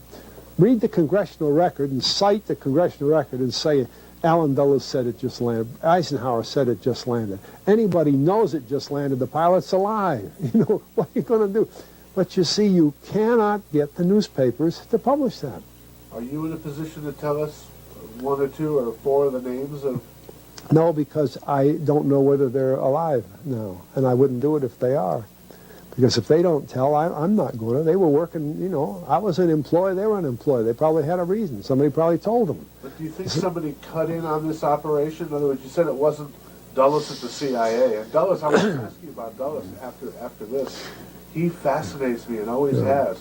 Maybe you could tell me a little story or something about his personality or something interesting about Allen Dulles? Well, first of all, to the operation. When you have planes flying like that, you see, at the base where they're stationed, they get a certain coded message, send it out. And so the base commander, and his name's been in the paper 100 times, I don't remember it, but some Air Force colonel takes the plane to Pakistan, to Peshawar, I think, and they go with a team of guys that support the operation. And we put 3 planes on the end of the runway so the pilot doesn't know which one he's going in, and the 3 pilots don't know which one is going, you know, because they could put stuff in the plane ahead of time to either protect themselves or some other thing, you know, but they don't, and then when they finally bring the guy out and say, okay, you're going in this airplane, then he's going. Because you see, Powers didn't know that in his parachute was all this sort of escape and evasion stuff and gold rings and coins and all. He didn't know that was in it. It was tucked in it. Even when he was walking around afterwards with his jumpsuit on that had no pockets, with cloth that we went to the trouble of buying in some other country so they couldn't say this is an American pilot, you know, no insignia, no nothing. But his driver's license, his military pass, everything else is down in his parachute, see? Well, how did somebody know he wasn't going to use his parachute? If he used his parachute, it might have all been gone, see? It was very carefully planned out. Well, it couldn't just have been, you know, that. But why people aren't told that now? Here it is, 94, and it happened in 60. It's just astounding. And it isn't because people don't know. I mean, my God, I've told 100,000 people myself. I wrote it in my book. The thing wasn't shot down, and my books had some circulation. And what would be one of the ways to bring that to low fuel? Yeah, that's the secret, because at that altitude, with the engines of that time, the engine was special built for the U-2, titanium blades and everything. The fuel has so much trouble burning that if you put a match to it, it wouldn't light. So they learned through experience that you had to put hydrogen through with the fuel. And a trickle of hydrogen would liven the fuel up, and it would continue to burn. It wouldn't start, but it would continue to burn. So if you take off on normal fuel, then you get up to altitude, you begin to let the hydrogen in. It'll continue. But the hydrogen's in a little bottle, like a propane tank or something. When the hydrogen runs out, your engine will run until the first time it has like a little cough, it'll go out, and you can't restart. Well, his hydrogen ran out over Sverdlovsk, and down he comes, and nothing to do about it. Well, my program used to provide the hydrogen for the U-2s. I don't know who messed with it out there where it came from, but it was been simple, just to open the tank and run out 50%. The pilot never sees it. They lower him into the plane from a little derrick. He doesn't see what's there. So that's a simple way of bringing it down.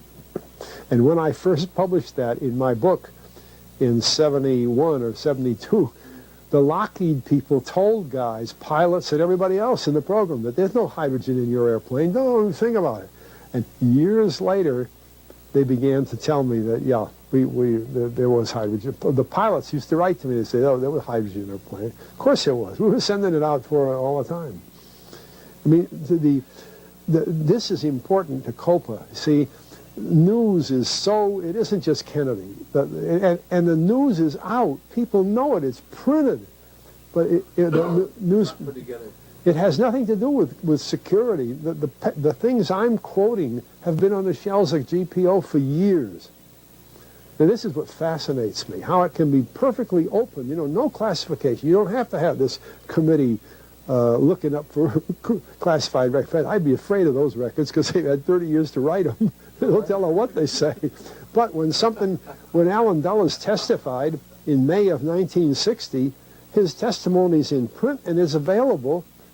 Why isn't that out in the public? See, this is the big problem. It isn't just who hid something in a Warren Commission report. Well, I guess nobody's writing for historians. If a historian doesn't dig it up, nobody's going to give it to us without an overarching reason. The doors of the GPO aren't locked. There's a store right on North Capitol Street. They've even got retail stores all over the country now.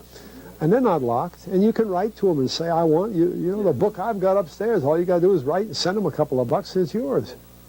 But give it to a newspaper reporter and say, put it in your newspaper tomorrow, and he won't. That's where the problem is. Had nothing to do with the review committees in the government. Well, not directly. This is a fascinating thing about it. See, and you see, the difference for me is I lived with the people. I know, like in the case of some of these documents, I've still got the papers that I wrote by hand. I couldn't type very well, so I wrote things by hand. I still got my notes. Hell, I know. I don't have to go find it. But I know they're still telling lies because they won't put the information out. So it's all about Pope, Alan Pope. And it seems to me that he was working on clandestine operations anyway.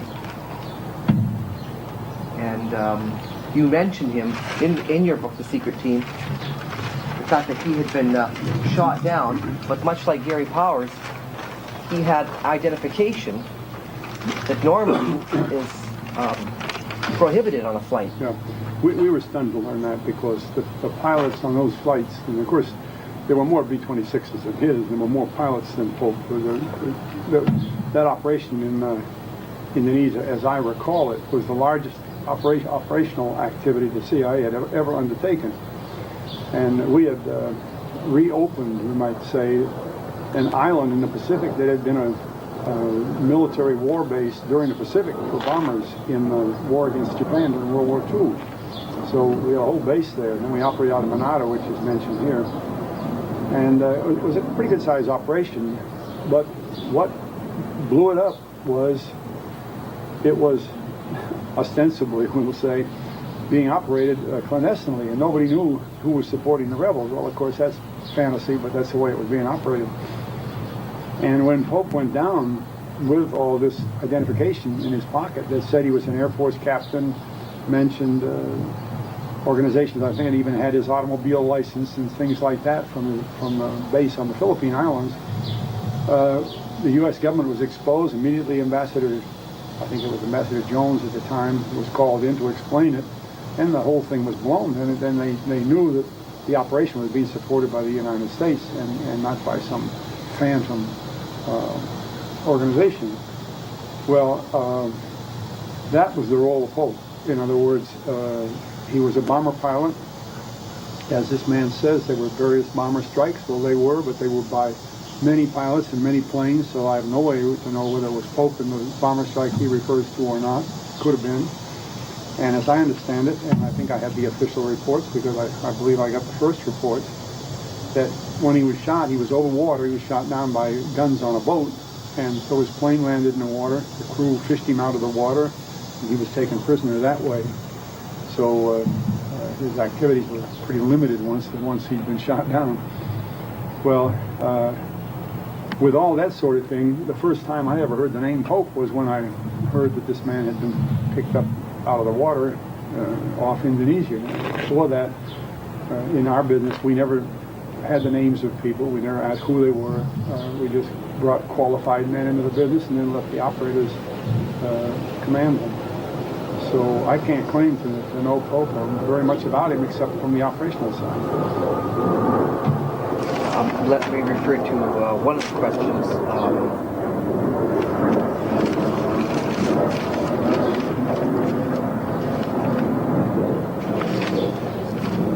Another intriguing aspect, Indonesia did not mention the capture of Pope for 10 days. And well, that'd be 10 days on their clock. On my clock, the first time I heard it was the first time I heard it, so I have no way to measure the date. See,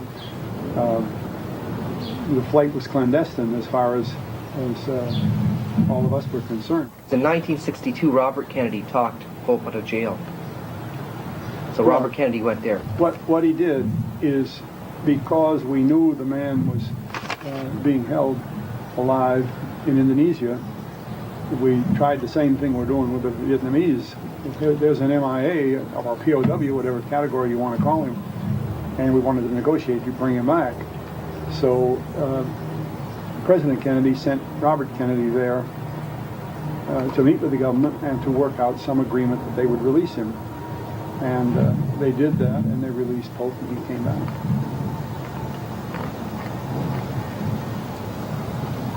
So there's not really much more to that story, you don't think? Well, he's elaborated the story correctly, I assume, to the fact that there were bombings and all that sort of thing, but Pope was only one of many, and I can't tell who he's referring to when he mentions some raid on Manado or in South when he talks about General Masujian and things like that. I knew Masujian was leading the opposition. I mean, we had good records of everything that was going on, but in what he's saying here, he relates it all to Pope as though Pope was a story. Like he's confused with Gary Powers. Gary Powers was the only story on his flight in 1960. So there's no way to answer all the other questions under the name Pope. It doesn't work that way. They had that one man, and he happened to have ID with him, which is not, that's against the regulations of the agency, so it should not have been done. How he happened to have it with him, I don't know if anybody ever had any idea how he happened to keep it. Ordinarily, we strip the guy down, a doctor checks him, they put on a suit with no buttons, just zippers, and then no pockets, and he goes with nothing, you know, and that's the way clandestine work is done. It sure reminds me of Gary Powers, though. You know, it makes me wonder if this was another operation set to fail. It is a technology that was ignored, and therefore it does stir questions. Did somebody change the policy for his own ends for some reason that was not normal? Because normal is the pilot walks into a room where there's a doctor, and he goes through the doctor's inspection, and he has to take all his clothes off, empty his pockets, and then he puts on a flying suit. Actually, we went to the trouble of having a flying suit made of cloth that was from another country, and zippers made from another country, none attributable to the United States, as the plane. Now, the plane, all the ID in the plane, little serial numbers on different things in the plane are all filed off or were never put on in the first place. And that's how you run a clandestine flight. Well, none of those things were followed in the case of either Powers or Pope. And in each case, when they went down, it completely embarrassed the operation and closed it down, that kind of thing. There is a similarity there, yes. It makes you think somebody, for some reason or other, wanted Pope to go down that day and prepared things for it. And Eisenhower was president. When Pope went down? Yeah. Yes. So if that's the case, that would be a second embarrassment to Eisenhower. Oh, yes, definitely. Because he approved, you see, by definition, by law, the approval of clandestine operations in this country must be set up by the National Security Council only. No other part of the government has the power to run clandestine operations. And that's only 4 men: the President, the Vice President, the Secretary of State, and the Secretary of Defense. And I'm speaking of that period when I was working in the business. If they've changed the rules since then, that's somebody else's issue. That's what it was in my time. So Eisenhower would have to have had the key vote on the National Security Council. But since the Security Council directed the operation, then we could say Eisenhower was as responsible as the other 3 men. But as you mentioned, in the secret team going around people behind their back, going around them. In another interview,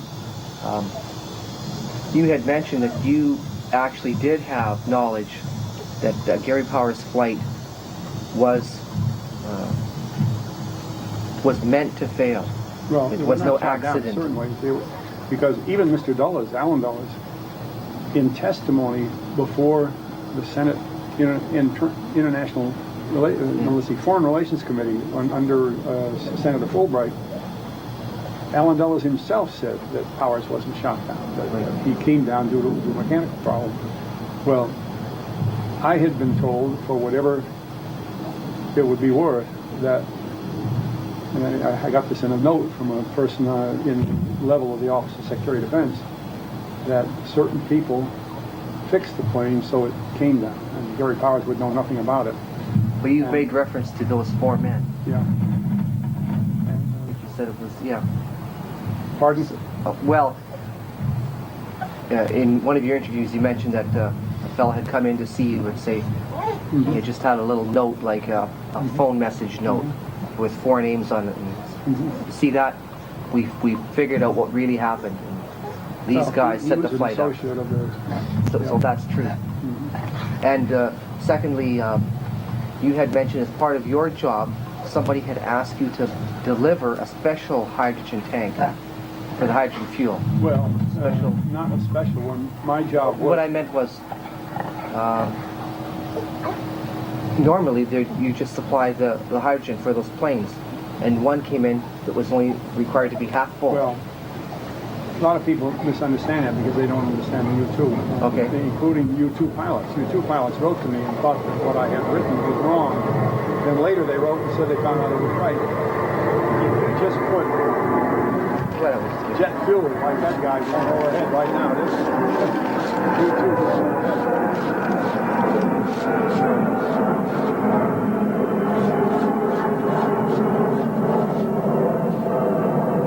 You just put aircraft fuel in a jet. It can fly to maybe 65,000, 70,000 feet and burn the fuel. But if the engine should backfire or some little momentary glitch, it can't relight. There's not enough oxygen up there to restart the engine. So it comes down. When it gets down to lower altitude, if the pilot chooses, he can restart it, and then if there's no other trouble, keep on flying. That minimum be below 30,000 feet? Oh, wherever he gets enough oxygen. Depends on what the danger, what caused the problem. Yeah. On the U-2, since they flew much higher than that, and flew with different engines than our ordinary jets, in order to burn that fuel and have the safety factor that it wouldn't flame out like that, we also included a bottle, like you use for a fire extinguisher, a pressure bottle of hydrogen. And the hydrogen is put in afterwards. It's extremely cold and so on, and explosive if it is affected by anything flammable. So we put the bottle of hydrogen in at the last minute, and then the pilot can fly, and most of the pilots don't even know it's in there, because when they inspect the plane earlier, as they usually do, they don't see the thing, but it's in there later. And then if by some chance the bottle had not been filled to the top, or some other malfunction in the bottle, and it ran out of hydrogen, his plane would come down, and he couldn't restart until he got down around, again, 30,000 or 20,000, and he could restart. And that's what Powers was trying to do. He was gliding down until he could get into the restart area. But he was then surrounded by MiGs because the Soviets had him on the radar. They just couldn't get him because he couldn't get up that high. And we knew that. We didn't mind them shooting the radar up at us. They couldn't get anything else up there. But when he got down to the lower altitude, the way he said himself, he said there was a merry-go-round of MiGs just flying around. So he's not about to restart.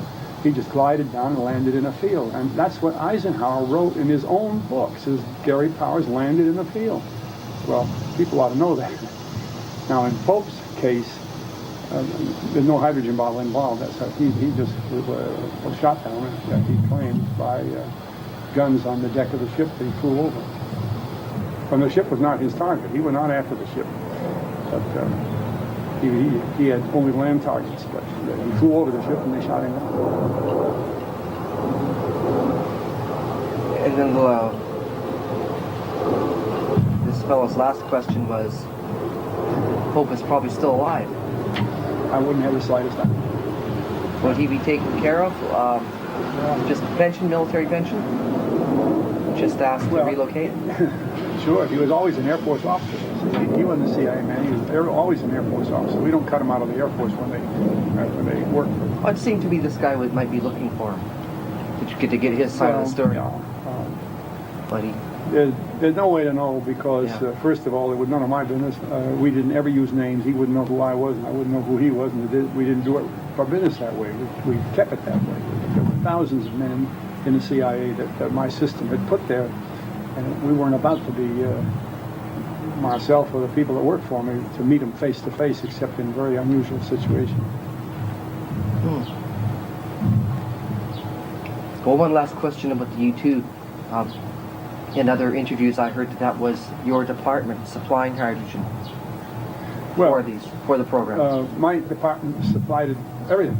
You know, our job was to provide the military support, and this is the quoted words of my job, to provide the military support of the clandestine operations of the CIA. So, and that covered the whole Defense Department. If they needed pencils for some reason, we brought them pencils. If they needed gasoline, we provided gasoline. If they needed 100 men, we provided 100 men. We might provide 300 so they could take their choice, that kind of thing.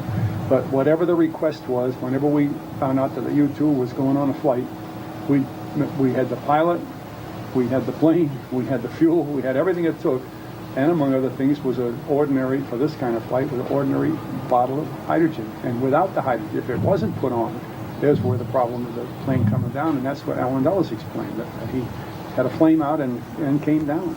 Alan Dulles put that on the congressional record in May of 1960. Why people can't read a congressional record and see that, I'm amazed, because it's right there, been there ever since 1960. Well, I think it has to do with people have to make an effort to actually unlearn a story they've been told. And that effort is going to take some effort. What do you mean it wasn't shot down? See, what they are not looking at is it was in Khrushchev's interest to say he shot it down for his own people. He couldn't admit that for 4 years we've been flying over Russia and that they didn't have the ability to shoot the plane down. So the minute one came down, he had no choice but to say that it was shot. I bet he didn't even ask his commanders how the heck it came down or where it was or whatever in the first instance. And the fact that it landed safely and he had the pilot alive and well, he didn't release that information until 5 days later. And then he said, look, I hear all these stories coming from the United States about what Powers was doing. He said, they don't seem to know that I've got the pilot here alive and well. Well, that changed the whole scenario. But it's Khrushchev who said the plane was shot down. And then later, our people, including Alan Dulles and President Eisenhower, said, no, it wasn't shot down, he landed. Well, by that time, the newspapers and everybody else had got set on the idea it was shot down, and so they just kept printing it stupidly. When it appeared in the congressional record, they apparently don't read the congressional record. When I wrote it in my book, even U-2 pilots began to tell me that it couldn't have happened because U-2s don't fly with hydrogen. They weren't aware of all that either, so that was quite unusual. They weren't aware of the fact that U-2 that Powers flew had a different camera in it entirely than the usual camera for U-2s, because the camera was a bigger secret than the U-2, and we didn't want, whoever knew that the plane was going to come down didn't want to expose the camera, so we had an ordinary old 2-bit camera in there for the reconnaissance and not The bomber camera, not- World War II bomber. Well, whatever camera, and just a reconnaissance camera. And the Lundahl, the beautiful camera that was doing the work for the U-2, the thing that made the U-2 special, was not in that plane. In another interview, you mentioned you've got the serial number of the camera. Yeah. Yeah. So that's. So. And that would probably be when the Soviets were displaying all the wreckage. They would have had that up on a big. They had it on a table in their court trial. See, they had this big show, invited reporters from all over the world for this wonderful trial they were going to hold. And as they did, they showed all the equipment. Well, among other things, the Lockheed people looked at every picture carefully, and they sent a note to the Air Force saying the parts they have that they had said was the crashed parts of the plane aren't the Lockheed. The parts on the table where they got the plane later when it didn't crash and they were whole, that is the Lockheed. So the Russians were playing a game with the thing the same as we were for their benefit.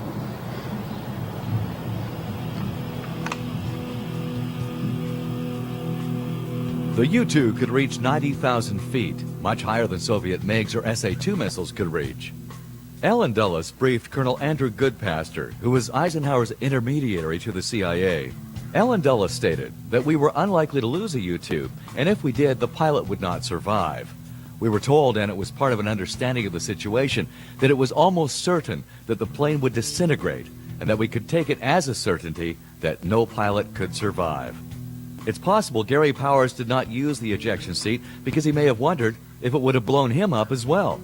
The NSA reported Powers had been tracked down to 30,000 feet, and then when turning back to Sverdlovsk, was intercepted. Soviet fighter chatter revealed a pilot reporting, "He's turning! He's turning!" Soviet pilot Igor Menchikov reported in 1996 that he flew in front of the U-2 at around 30,000 feet as wash from his Su-9 broke one of Powers' wings, causing him to slowly circle to the ground. This had previously happened to a U-2 plane in September of 1958 in a mishap with a Canadian F-86 in West Germany. It has also been suggested that a Soviet mole was responsible for the malfunction. KGB officer Viktor Shmenov claimed that someone leaked the flight plan ahead of time. Colonel Prouty's view was that the sabotage was American by design, and one of the reasons for Eisenhower's distrust of the military complex. Fletcher Prouty never did reveal the names of those four men.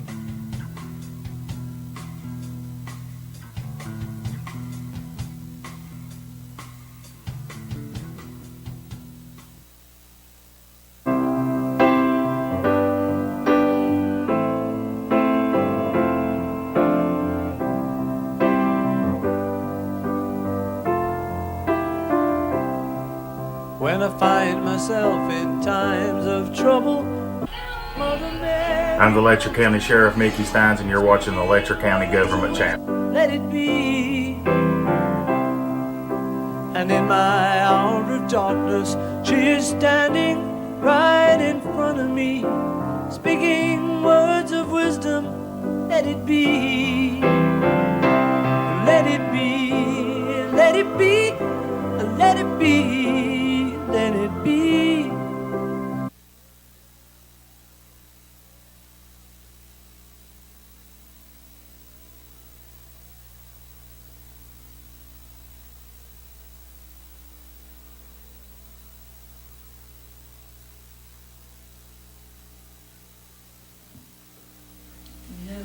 Hello, folks. Welcome again to another episode, another show here, Chuck Johnson Show, right here on the Letcher County Government Channel. And you know, since our last show, we had a lot of phone calls, and they were good. And people's even called my house telling me about the program, how much they enjoyed it. And we're just back to do it again for you. And if you'll remember on the last show that we did, I made the announcement of who my guest would be this time. And I am proud and honored, privileged to have a very, very great guitar player from Jenkins, Kentucky. His name is Adrian Hughes, and I've known Adrian all my life. And he comes from a big family of very talented musicians. And we're going to have Adrian on in just a little bit, and later we're going to have the Pastor's Corner again. And we appreciate those that called, and your comments mean a lot to us. We want to know you're out there. We want to know you're watching. And if you want to call, just let us leave a message or talk to the people about the program. Just phone 634-3250. And this is the Letcher County Government Channel, and we are so tickled to be here with you again today on this beautiful spring day where it's just tearing my allergies all to pieces. But we're going to try to do the show anyway. So right now, though, we want to start it off like we did the last show. We're going to go back to 1991 to the Renfro Valley Barn Dance, back when I had hair. And we're going to do a song that is very fitting with the times then and the times today. And the song is entitled, Welcome to the USA Today. Listen to it.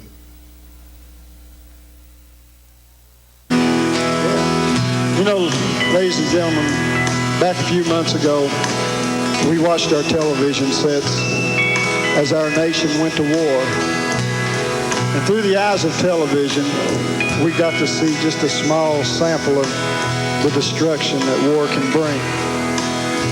And I'm proud tonight to stand here and tell you that I live in the greatest nation on the face of this earth, the United States of America. God has truly shed his grace on us tonight. There's homeless on the streets of every city, big city crime in every little town.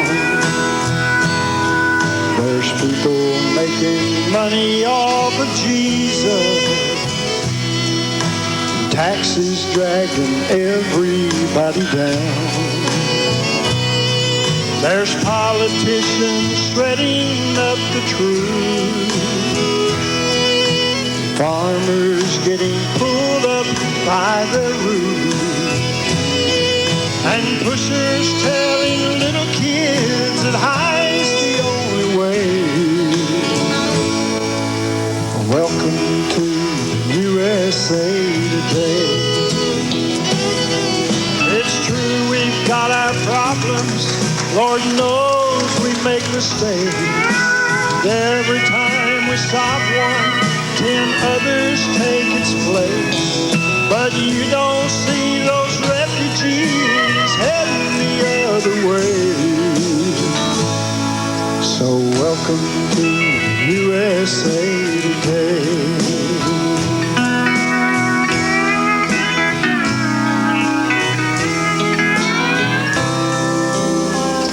But you know, there's 1,000 happy homes for every homeless. And opportunity, it still knocks on every door. Oh, our younger generation's really shining, much brighter than they've ever shone before. We've got the right to vote our leaders in. Thank you. We've got the right to vote them out again. And we're all free to speak our mind and not get locked away. So welcome to USA Today. Oh, it's true we've got our problems.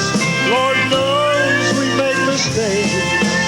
Every time we stop one, 10 others take its place. But you don't see those refugees heading the other way. So welcome to USA Today. Oh, welcome to the USA Today.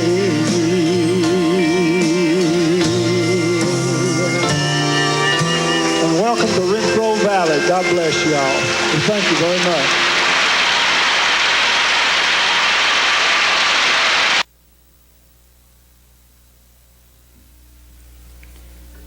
Thanks, folks.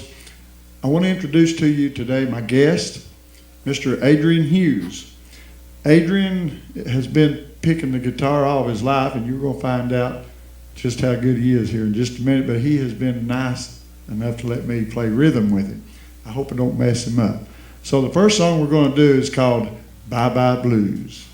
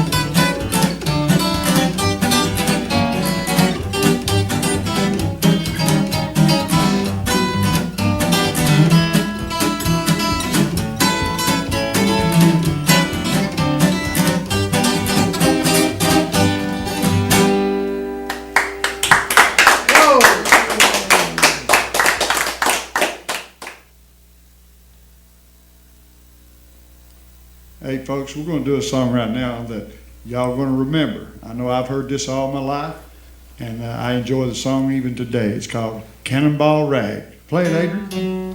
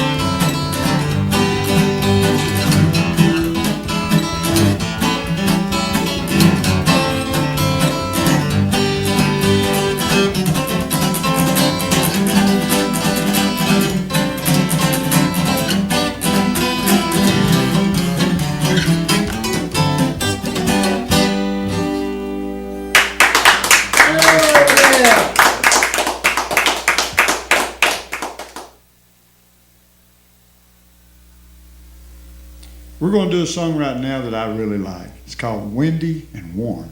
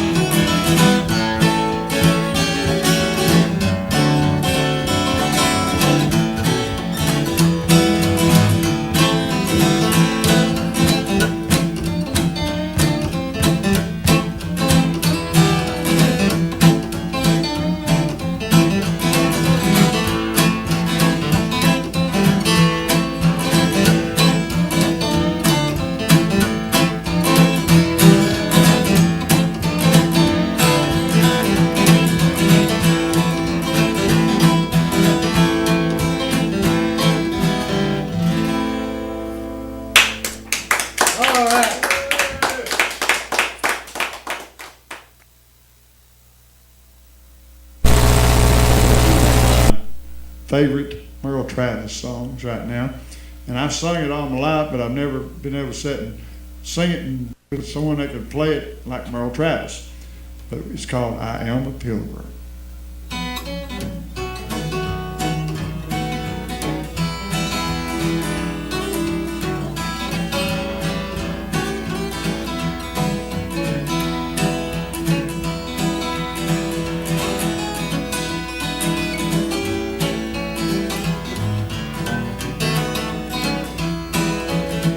I am a pilgrim and a stranger traveling through this wearisome land. I've got a home in that yonder city, good Lord, and it's not made by hand.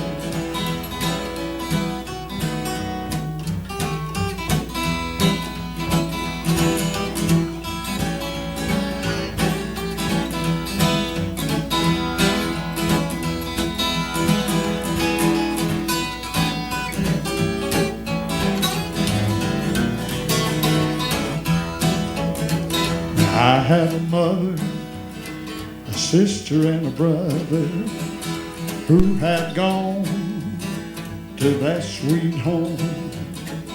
I'm determined to go and see them, good Lord, over on that other shore.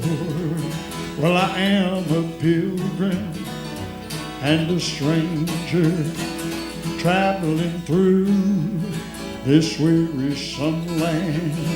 And I've got a home in that yonder city, good Lord, and it's not made with hands.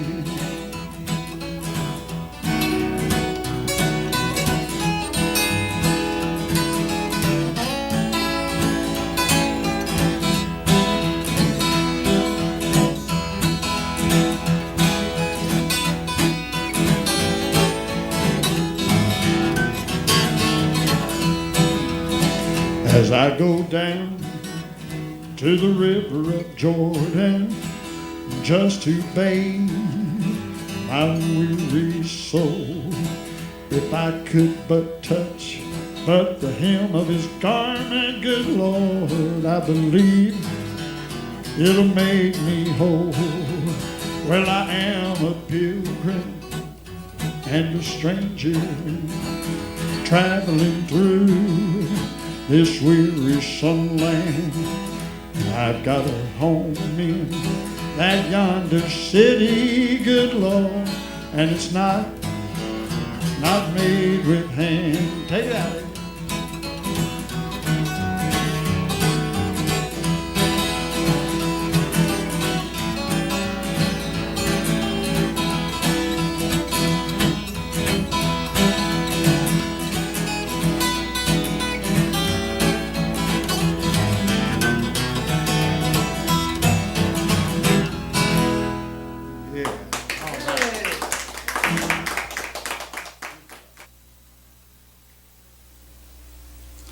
I'm going to pick you a song that I learned off a guitar player over in Princeton, Kentucky, Eddie Pinton.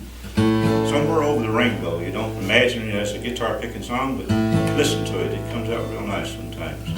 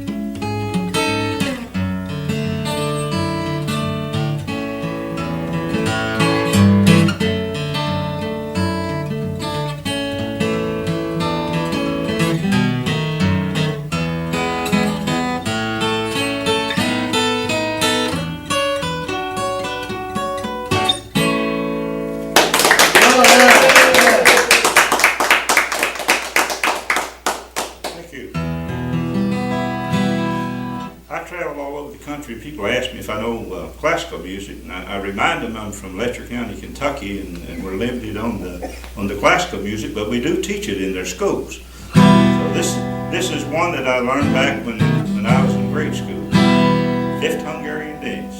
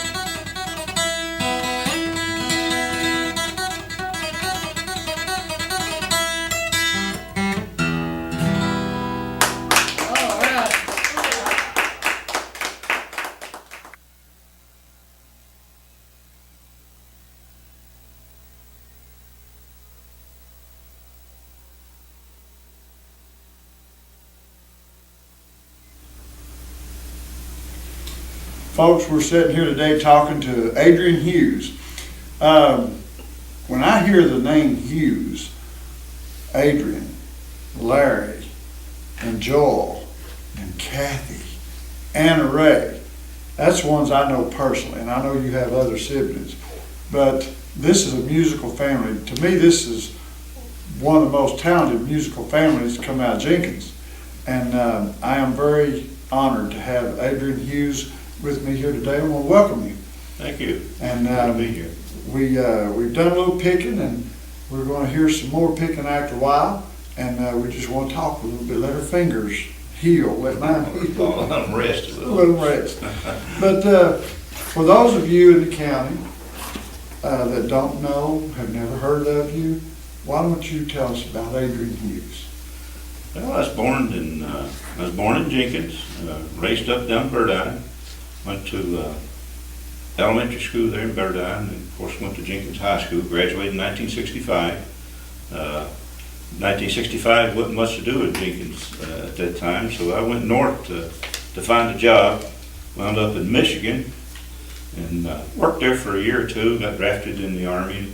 In 67 I went into the Army. Spent a couple of years in the Army and came back and went back to work for Ford Motor Company, worked there for 37 years. Oh my. And got the opportunity to retire in 2002. So I took that opportunity and retired and took that chance to come back home, come back to Kentucky. I always liked to come back to Kentucky and always had that dream of coming back and living in Kentucky. So I got back to Kentucky in 2002 and lived in Richmond.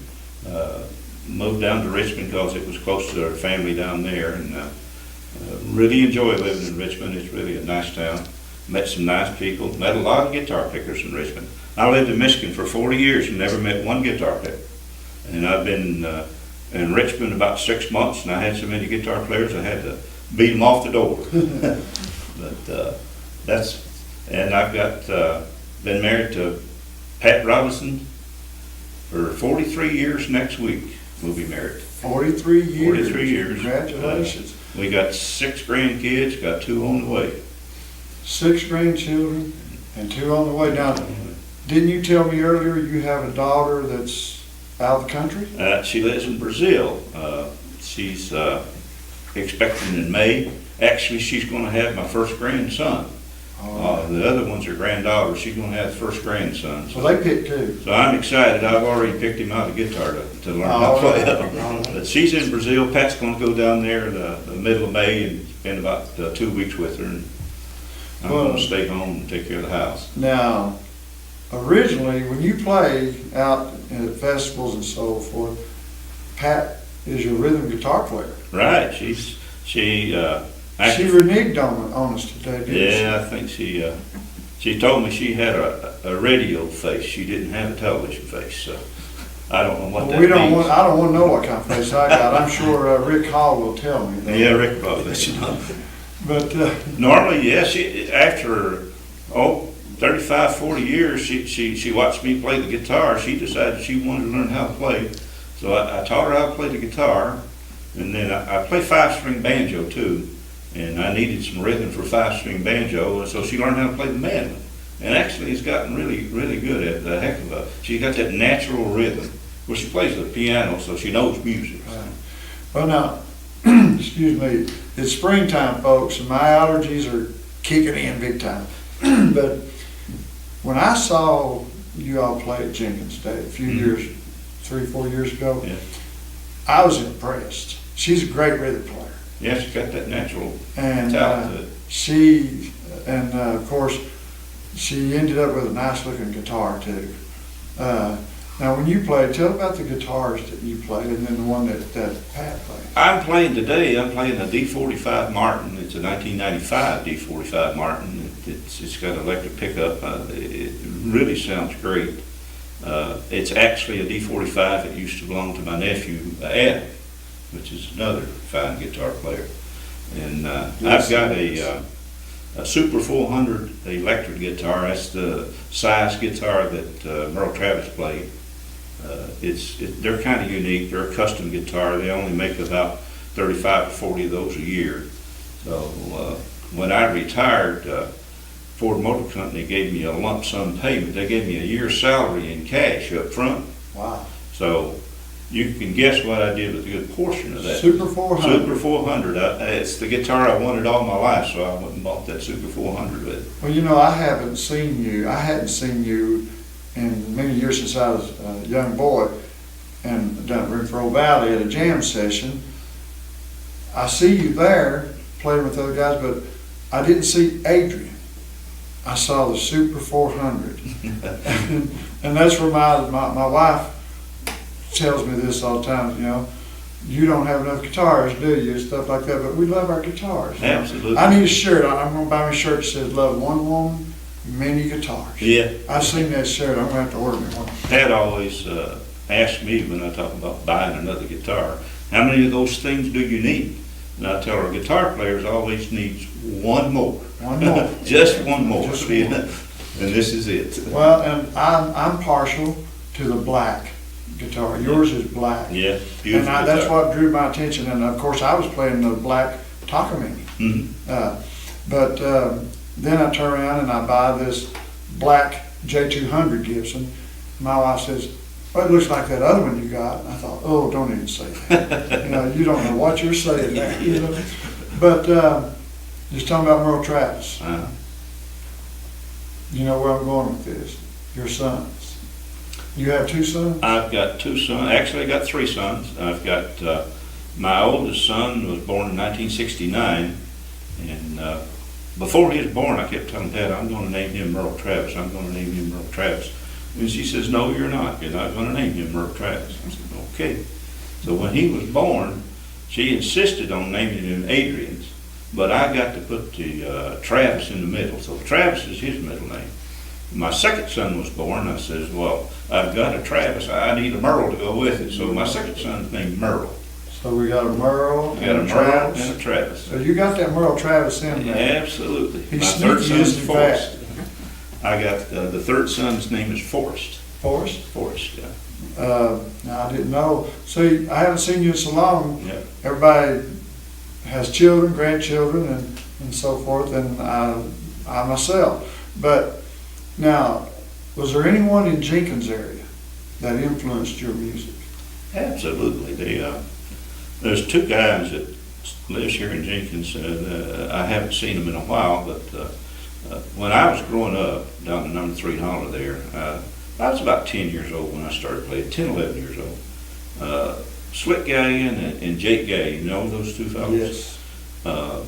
Just terrific guitar players. Slick is just, in his day, he's probably the greatest guitar player there ever was. And then Jake liked to play, he liked to sing. Oh, I know. And we're going to have him here someday. I wish want to talk to him. He's an interesting character. His grandson plays a band too. Yeah, I played with him. Anyway, their mother used to live just 2 houses down from us there in number 3. They used to come to see the mother on Saturday mornings. And they heard us play. And they would come up to the house, and actually Slick and Jake, Slick would spend all day with us. And Jake would come the next Saturday, and I spent lots of time with Slick and Jake. And they had a unique guitar picking style that I hadn't seen before. I was just 10, 12 years old, didn't really know nothing about style. But I listened to them, and they took the time to show us how to do it, show us that once we got into that, they actually, I know what they were doing, but they was actually teaching somebody how to play so they could play with it, have somebody play with it. Yeah. So we did. We had some magnificent jam sessions down there in number 3 holler on the porch. Just play all day. Just play all day. Now, did you ever get to play music with Kenny Baker? Played with Kenny once or twice. 1964, 65, when Kenny came back to Jenkins and was working in coal mines. He actually worked with Dad, and he come up to the house a couple of times and played with him. Awesome fiddle player. Actually played with Kenny's dad more, Thaddeus Baker. I don't know if you know Thaddeus. Thaddeus lived up in Pine Gap. Well, I knew Ralph, his brother. Thaddeus lived in Pine Gap, and I used to mow grass on weekends, make a few extra bucks, and I had a whole route that I did. But Thaddeus was one of my customers. And I'd be mowing Thaddeus's grass, and I could see him on the porch. He'd be standing on the porch with a fiddle in his hand and a guitar, waiting for me to shut that lawnmower off. And as soon as I shut that lawnmower off, he was